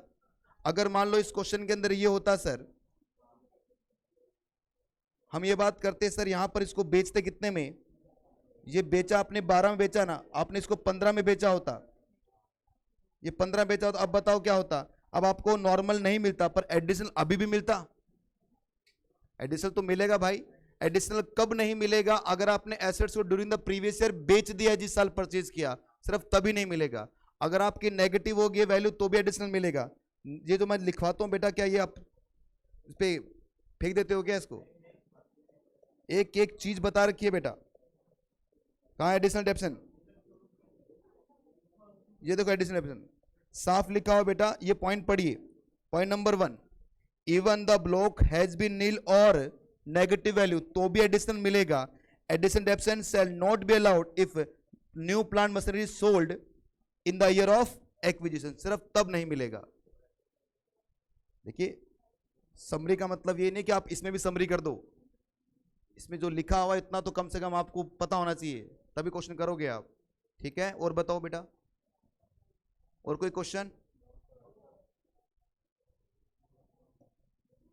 16 का बी पॉइंट बकुल पूछ रहा, मतलब कोई एरर ही होगा क्वेश्चन में।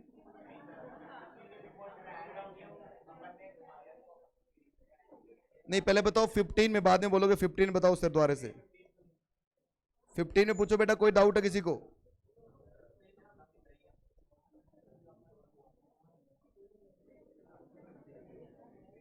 सिक्सटीन पूरा करवा दूं? बैलेंसिंग चार्ट टर्मिनल डेप्शन निकालना बेटा आपको। XYZ लिमिटेड आपकी है, अंडरटेकिंग एस्टेब्लिश कब हुई है? 2011 में।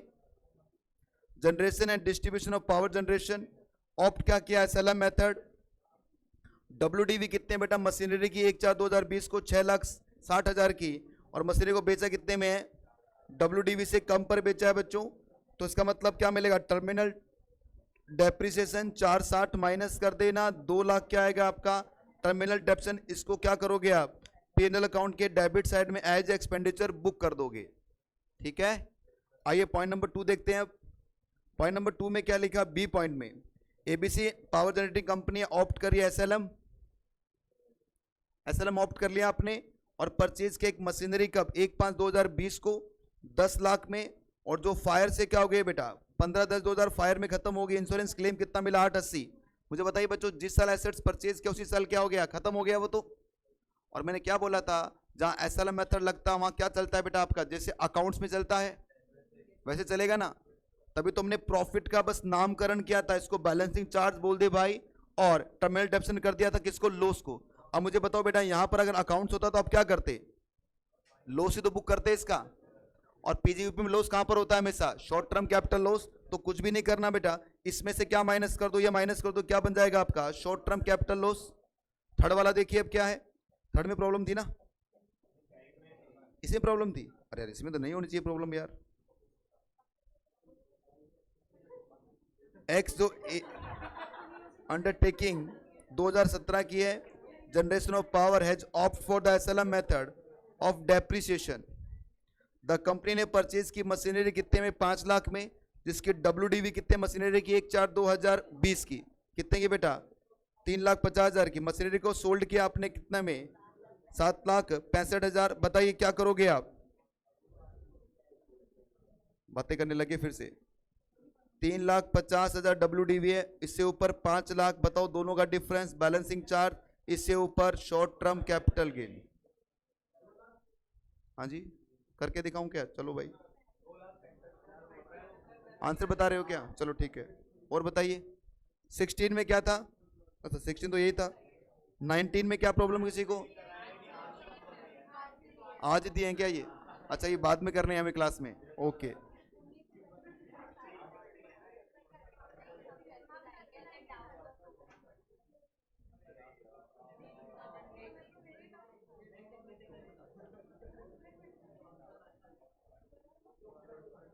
ये जीआई 1 ही है ना, रैंकर्स वाला बैच है ना ये,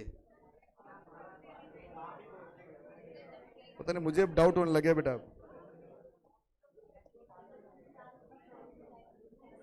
15 नंबर करो भाई, 15 number, computation of depreciation and additional depreciation. Mister Abhimanyu है जो engage the business of generation and distribution of electric power, always opt the claim depreciation WDV. अब जैसे वो डब्ल्यूडीवी ले लिया इसने, तो अब ये इलेक्ट्रिसिटी कंपनी बची नहीं बेटा, नॉर्मल एसएससी बन चुका है अभी ये।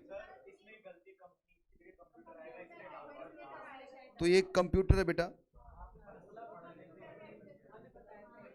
तो कंपनी थोड़ी इंस्टॉल कर दोगे बेटा आप जनरेशन विंग में, तो कॉमन सेंस है ये तो भाई। New company install, sorry company install, अरे भाई एक बात बता, तू कर देगा इंस्टॉल, चल ठीक है, क्वेश्चन में मैं ट्रीटमेंट बताऊंगा इसका। कंपनी इंस्टॉल हो जाती है, रिलायंस को इंस्टॉल कर दो टाटा के अंदर बेटा। ये कंप्यूटर, ये तो साफ पता चल रहा है बेटा कंप्यूटर होना चाहिए। अगर देखो आपको यहाँ डाउट है, तो जब आंसर देखोगे ना वहां लिखा है साफ साफ कि किसका है, कंप्यूटर का ब्लॉक है ये। ठीक है, यही प्रॉब्लम है क्या भाई, हर्षवर्धन, ये हर्षवर्धन प्रॉब्लम बहुत करते हैं। चलो भाई सारे क्वेश्चन हो गए, फिर से 2 घंटे और लगे बेटा इस पे।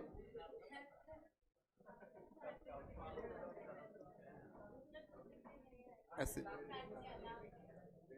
अब मैं क्वेश्चन देना बंद करूंगा बेटा, ऐसे तो कोर्स ही नहीं होगा हमारा फिर, जिस हिसाब से आप हर क्वेश्चन में डाउट पूछ लेते हो हैं। ले लिए संडे,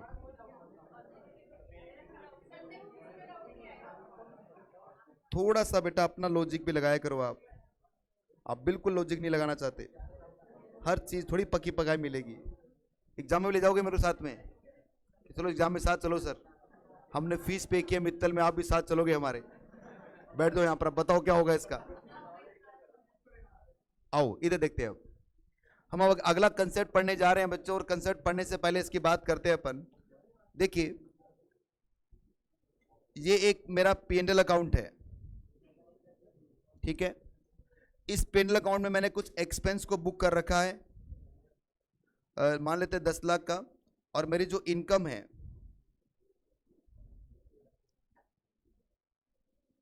मैंने 40 लाख की इनकम कमाई है, तो मेरा बेटा नेट प्रॉफिट कितना आ गया है?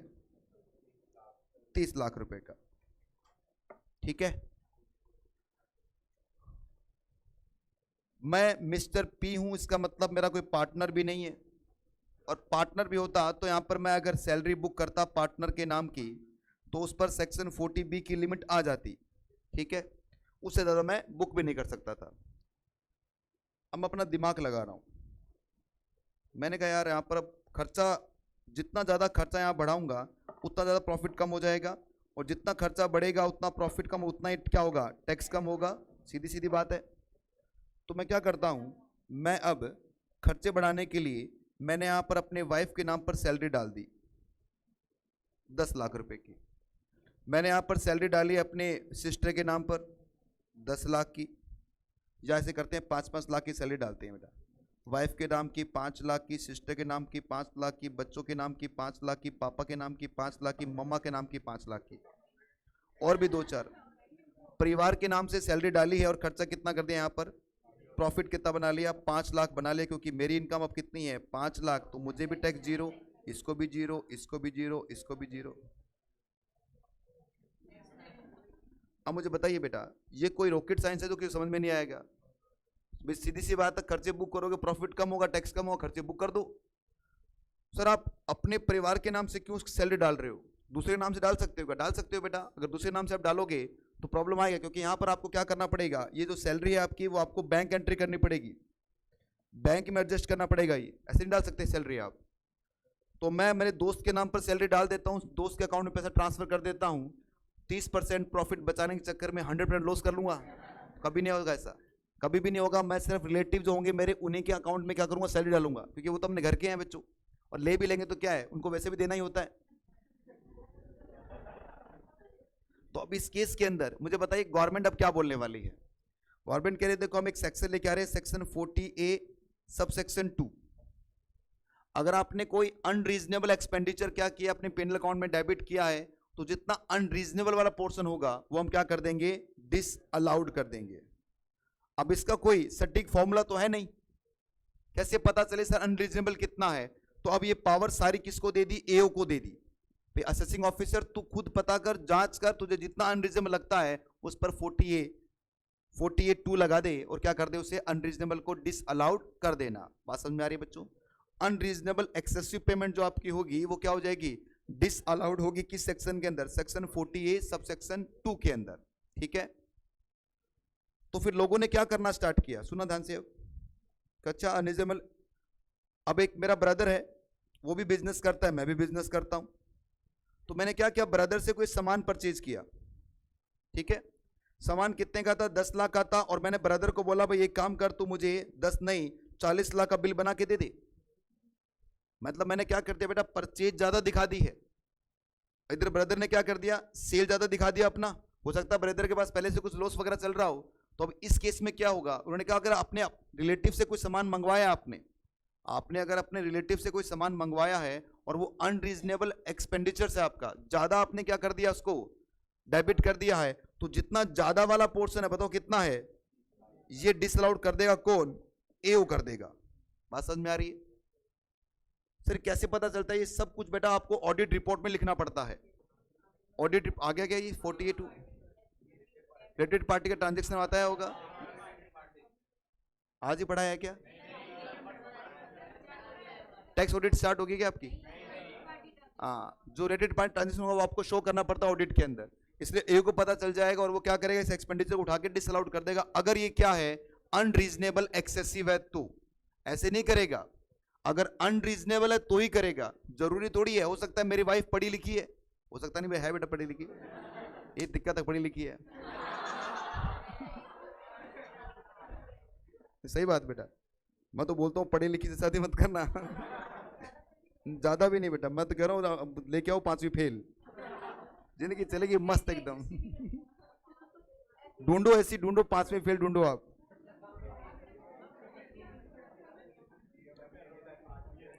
अरे सुनो सुनो, सुन तो लो अब मेरी बात। अब जो अनरीजनेबल एक्सेसिव पेमेंट जो आपका होगा वो डिसअलाउड कर दिया जाएगा। तो इस क्वेश्चन में उठता है कि साहब अनरीजनेबल एक्सेसिव कैलकुलेट कौन करेगा? हमारा एओ कैलकुलेट करेगा। ठीक है साहब, जितना अगर मान लीजिए रीजनेबल था, मेरी वाइफ पढ़ी लिखी है और वो मेरे ऑफिस में काम कर रही है, उसके बदले वो पेमेंट ले रही है और ये मैं प्रूफ भी कर पा रहा हूं, तो अब ये अनरीजनेबल नहीं है, ये सही है। पर मान लीजिए उसी पोस्ट पर कोई काम करता है दूसरा बंदा, उसको सैलरी देते हैं 10 लाख, वाइफ को सैलरी मिल रही है कितने की? 20 लाख की। अब कितना एक्सेसिव कितना हो गया? 10 लाख। ये गलत है। अब बात समझ में आ रहे हो आप? तो जितना भी अनरीजनेबल एक्सेसिव अगर आपने अपने रिलेटिव को पेमेंट किया है तो वो क्या हो जाएगा? आपका डिस अलाउड हो जाएगा। एओ क्या कर देगा? उतना अमाउंट आपकी इनकम में जोड़ देगा।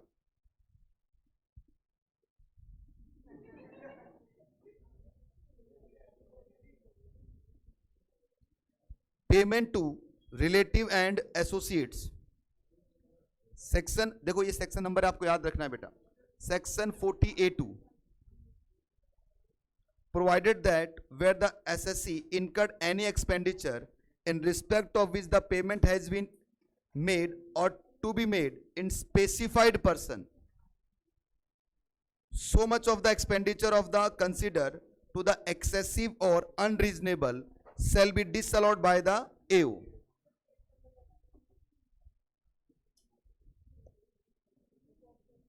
$54 नंबर पेज पे बेटा।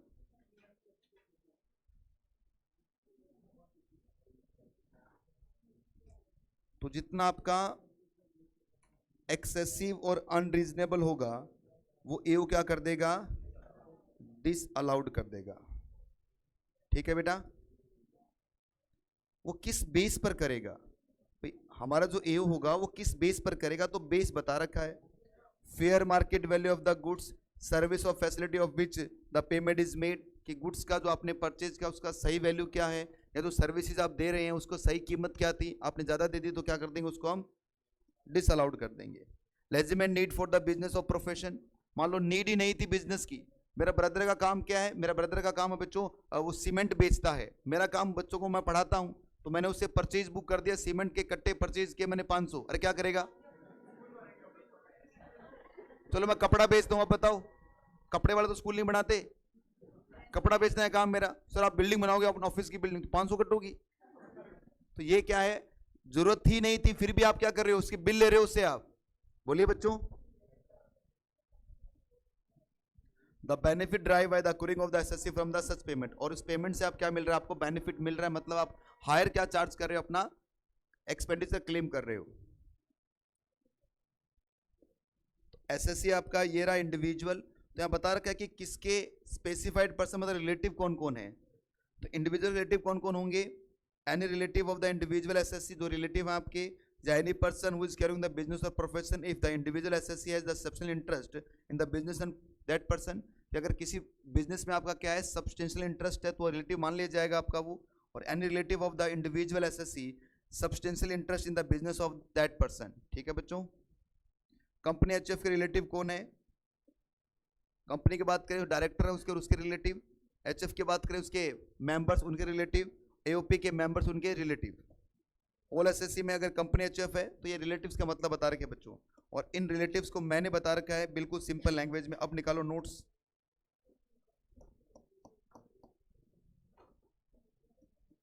कौन सा पेज है भाई? ये तो रह गया हमारा।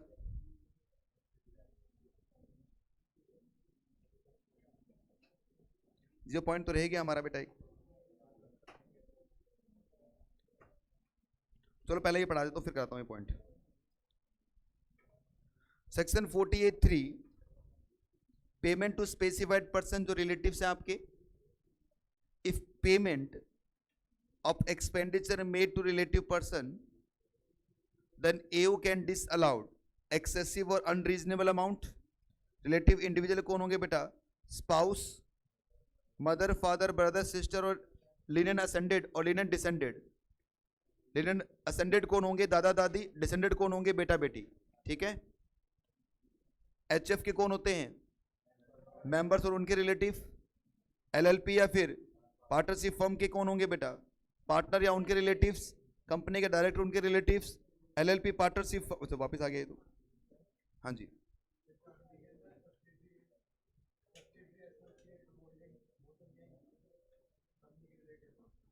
सब्सिडरी एसोसिएट्स, एक कंपनी का सब्सिडरी कंपनी, हाँ वो तो उसके लिए ऑब्वियस सी बात है बेटा, सब्सिडरी होल्डिंग कंपनी ये तो है ही बेटा। ये देखो एक ये पॉइंट रह गया था हमारा, इस पॉइंट को पढ़ो बेटा, सेक्शन 40B, ये फर्म है और ये पार्टनर है। एक काम करो मैं बताता हूं पहले आपको, फिर आप खुद ही पढ़ जाओगे अपने आप।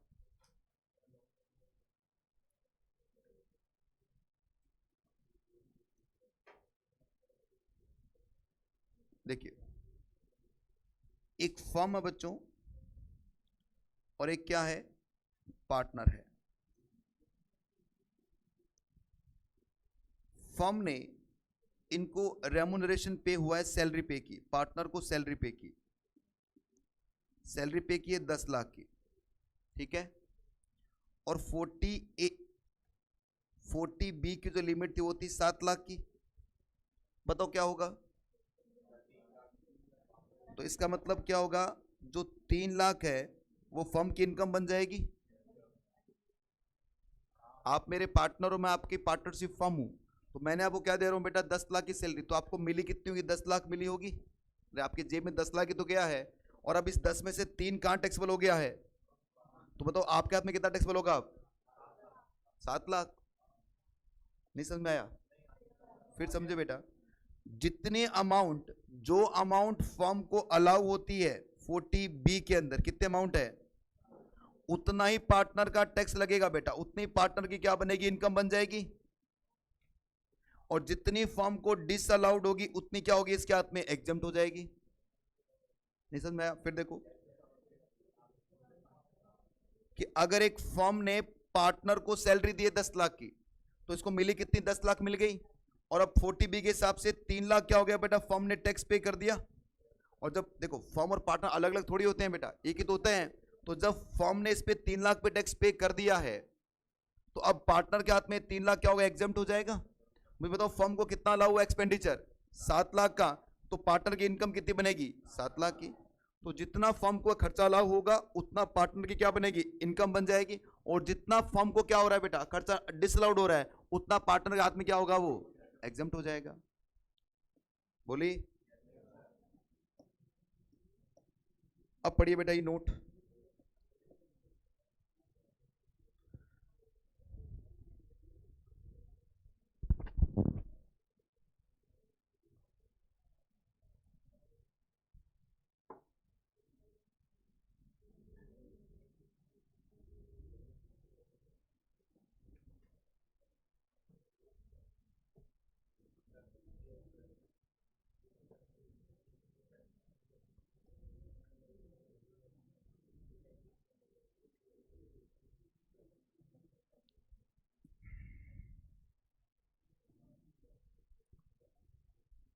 Payment of interest, salaries, commission, bonus made by AOPBY to member.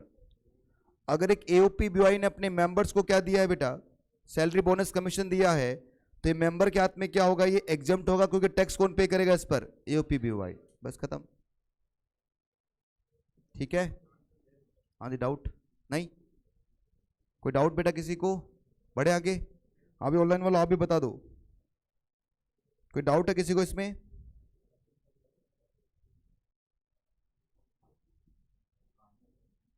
चलिए अब स्टार्ट करते हैं, हम अगला सेक्शन हमारा। अब ये 48(3) जो सेक्शन है बेटा, देखो मैंने ट्रिपल नहीं 4 स्टार लगा रहा है इस पे। ऐसा कोई क्वेश्चन नहीं है जिसमें इस 48(3) का एडजस्टमेंट ना पूछे इंस्टीट्यूट। बहुत कॉमन सेक्शन है बेटा, बहुत ही कॉमन है, और ये आपको अच्छी तरह आना चाहिए। सेक्शन को मैं एक लाइन में खत्म करता हूं, लिखा बहुत बड़ा है, एक लाइन में खत्म करते हैं कि अगर आपने कोई एक्सपेंडिचर किया है, कोई एक्सपेंडिचर किया है, उसकी अमाउंट 10,000 से ऊपर है, तो एक्सपेंडिचर अदर देन कैश ही करना, अदरवाइज वो एक्सपेंडिचर आपको अलाउ नहीं होगा।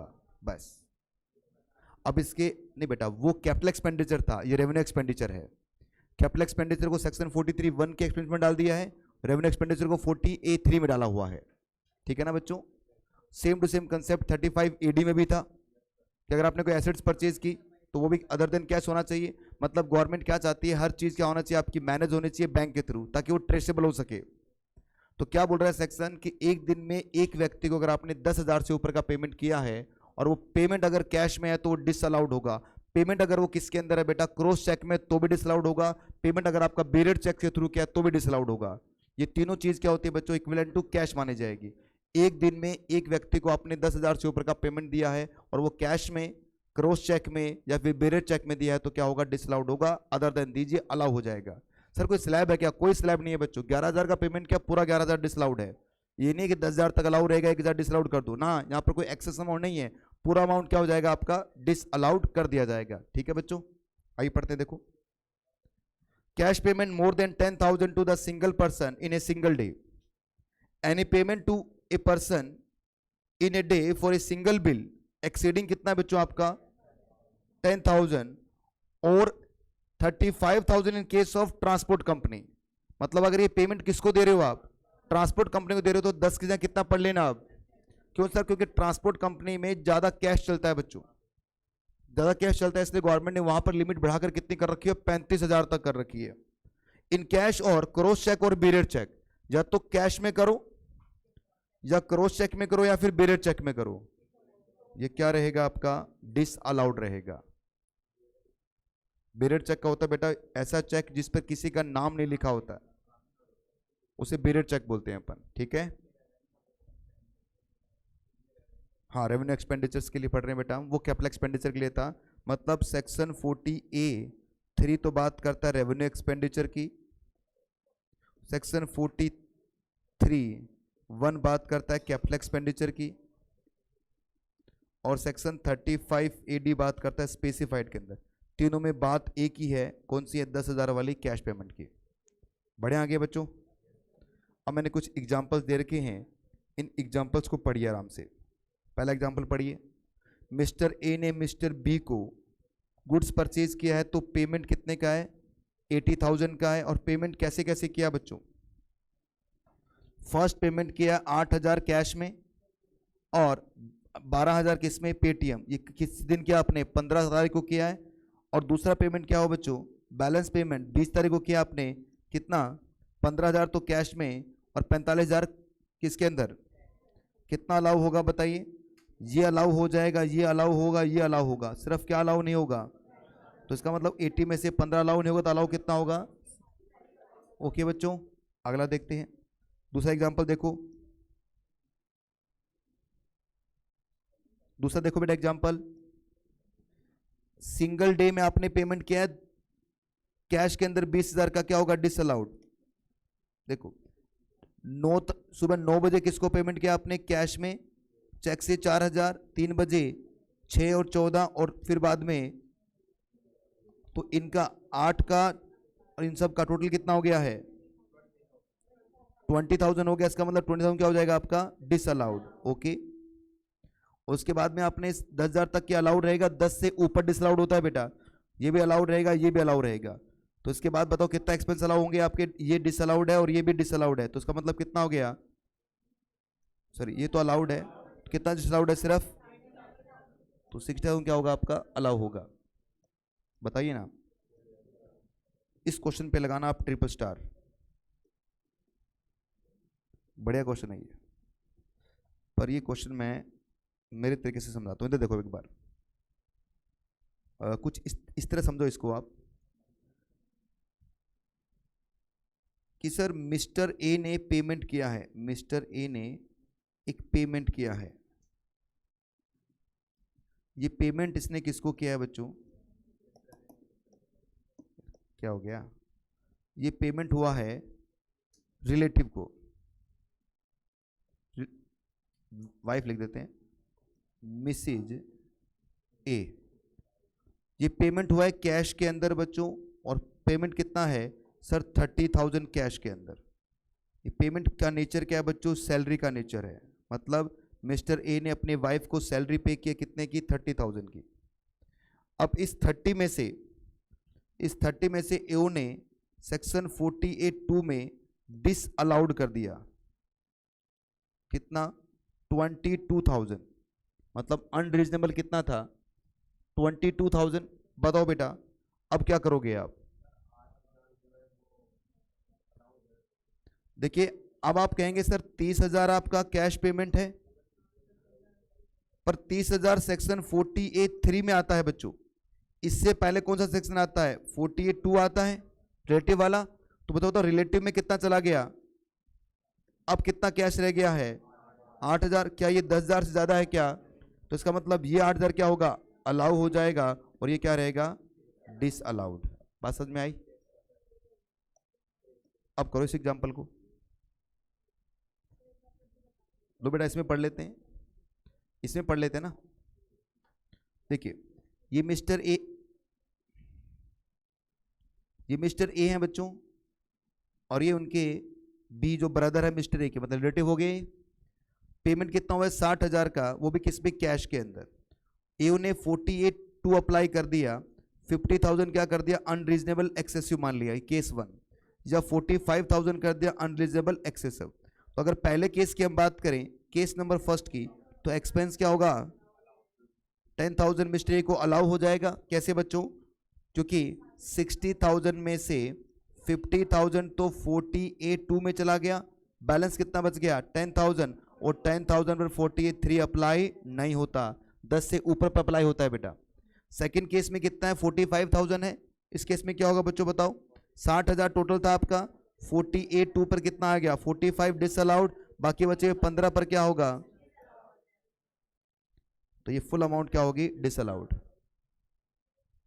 बोलिए।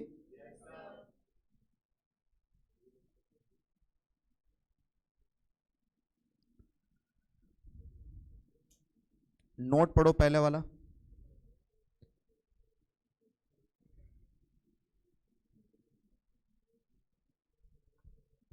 If expenditure is claim as deduction earlier year on due basis. रुको एक मिनट, इस नोट को पढ़ाने से पहले मैं आपको, पहले मत पढ़ना बेटा नोट अभी। Section 48(3) payment in excess of 10,000 made otherwise than through prescribed mode. According to section 48(3), SSC incurred any expenditure in respect of payment aggregate of payment made to the in a person in a day otherwise than account pay check, account pay bank draft, use of electronic clearing system through such other prescribed electronic mode exceed कितना कर जाए? 10,000, तो such expenditure shall not be allowed as a deduction. थोड़ा घुमा के लिखा, और मैंने क्या बोला कि साहब अगर आपने 3 चीज, अगर कैश में पेमेंट किया है, बेरियड चेक है आपका, या क्रॉस चेक है, तो क्या होगा? ये आपका डिस अलाउड हो जाएगा। अब बता रखा है कि sir other prescribed electronic mode का मतलब क्या होता है? इसका मतलब होता है credit card, debit card, net banking, IMPS, UPI, RTGS, NEFT, भीम, आधार पे। तो UPI में आ गया ना पेटीएम वगैरह।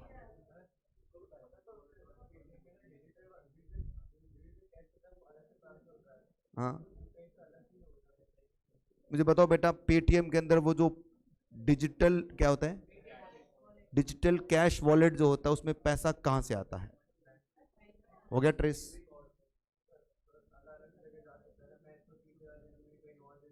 हाँ, तो ट्रेस तो हो ही रहा है ना। ट्रेसेबल नहीं है क्या? पता क्यों नहीं है बेटा? ट्रेसेबल पता नहीं क्या होता है?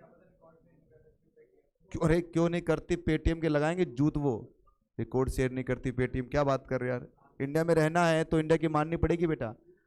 पेटीएम माना चाइनीज ऐप है, हम मानते हैं पूरा चाइनीज है बेटा पेटीएम, पर इसका मतलब ये थोड़ी अपनी मर्जी चलाएगा वो, ऐसे नहीं होता बेटा। और ये जो है ना, ये RTGS, ये UPI, ये क्या होती है? ये सब बेटा आप पढ़ोगे अपने EIS के अंदर। EIS में आपको डिटेल में बताया जाएगा कि किस तरह से एक बैंक काम करता है, बैंकिंग इसमें कौन कौन से सर्वर लगते हैं। जैसे मान लीजिए आपके पास एक ATM है बच्चों, और ATM आपका, शायद मैंने आपको पहले बताया था ये बात, SBI का ATM है आपके पास, और ये ATM मान लेते, तो मैं मेरी बात करता हूं, जो SGNR मतलब श्री गंगानगर का ATM बेटा, इसका शॉर्ट फॉर्म है। तो ये गंगानगर का ATM है SBI बैंक का। क्या मैं इस ATM से जो मेरे पास है फिलहाल, इससे मैं HDFC की मशीन जो जयपुर में लगी हुई है, ATM मशीन, पैसा निकाल सकता हूं। कैसे? इसका मतलब सर HDFC जयपुर को मेरे बैंक का बैलेंस पता है क्या? एक बैंक दूसरे बैंक में कितने लोगों का क्या बैलेंस है पता रखता है? कभी लगाया दिमाग अपना? मैंने जब ATM यूज करता हूं भाई, मेरा तो SBI बैंक का अकाउंट का है, मेरा SBI के अंदर है, बैलेंस कहां रखा हुआ है? SBI में। मशीन कौन सी यूज कर रहा हूं? HDFC की। फिर भी ये पैसा दे देता है, क्या इसको पता है क्या कि मेरे SBI बैंक में कितना बैलेंस है? इंफॉर्मेशन शेयर कर लेते हैं, कुछ शेयर नहीं करते। क्या बात कर रहे हो आप? ये कैसे होता है ये पढ़ोगे EIS के अंदर, ठीक है बच्चों? नहीं सस्पेंस नहीं बेटा, ये सर्वर होते हैं बेटा इसमें। कैसे सर्वर में पेजिंग फाइल बनते हो बताएंगे मैडम आपको, पूरा डायग्राम करके समझाएंगी। पर फिलहाल इधर देखिए, अब जल्दी से क्वेश्चन नंबर 7 करो और बात खत्म करो, खत्म करो, खत्म करो। क्वेश्चन नंबर 7 करो और बात खत्म करो बेटा।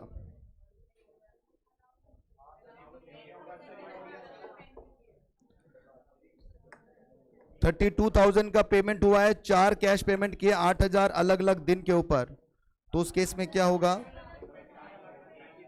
टाइम अलग अलग है बच्चों, सॉरी दिन तो एक ही है। तो एक्सीड कर गया 10,000 से, तो पूरा 32 क्या हो जाएगा? डिस अलाउड हो जाएगा। तो आज के लिए इतना ही बच्चों, मिलते हैं हम अगली क्लास में। और कल मिलेंगे आपके वापिस 2 घंटे की क्लास जो रहेगी, उसमें आपके 2 घंटे डाउट सोल्व कर दूंगा बेटा मैं। मुझे लग रहा है मैं डाउट सोल्व ही करता हूं पूरे दिन। बाय बच्चों।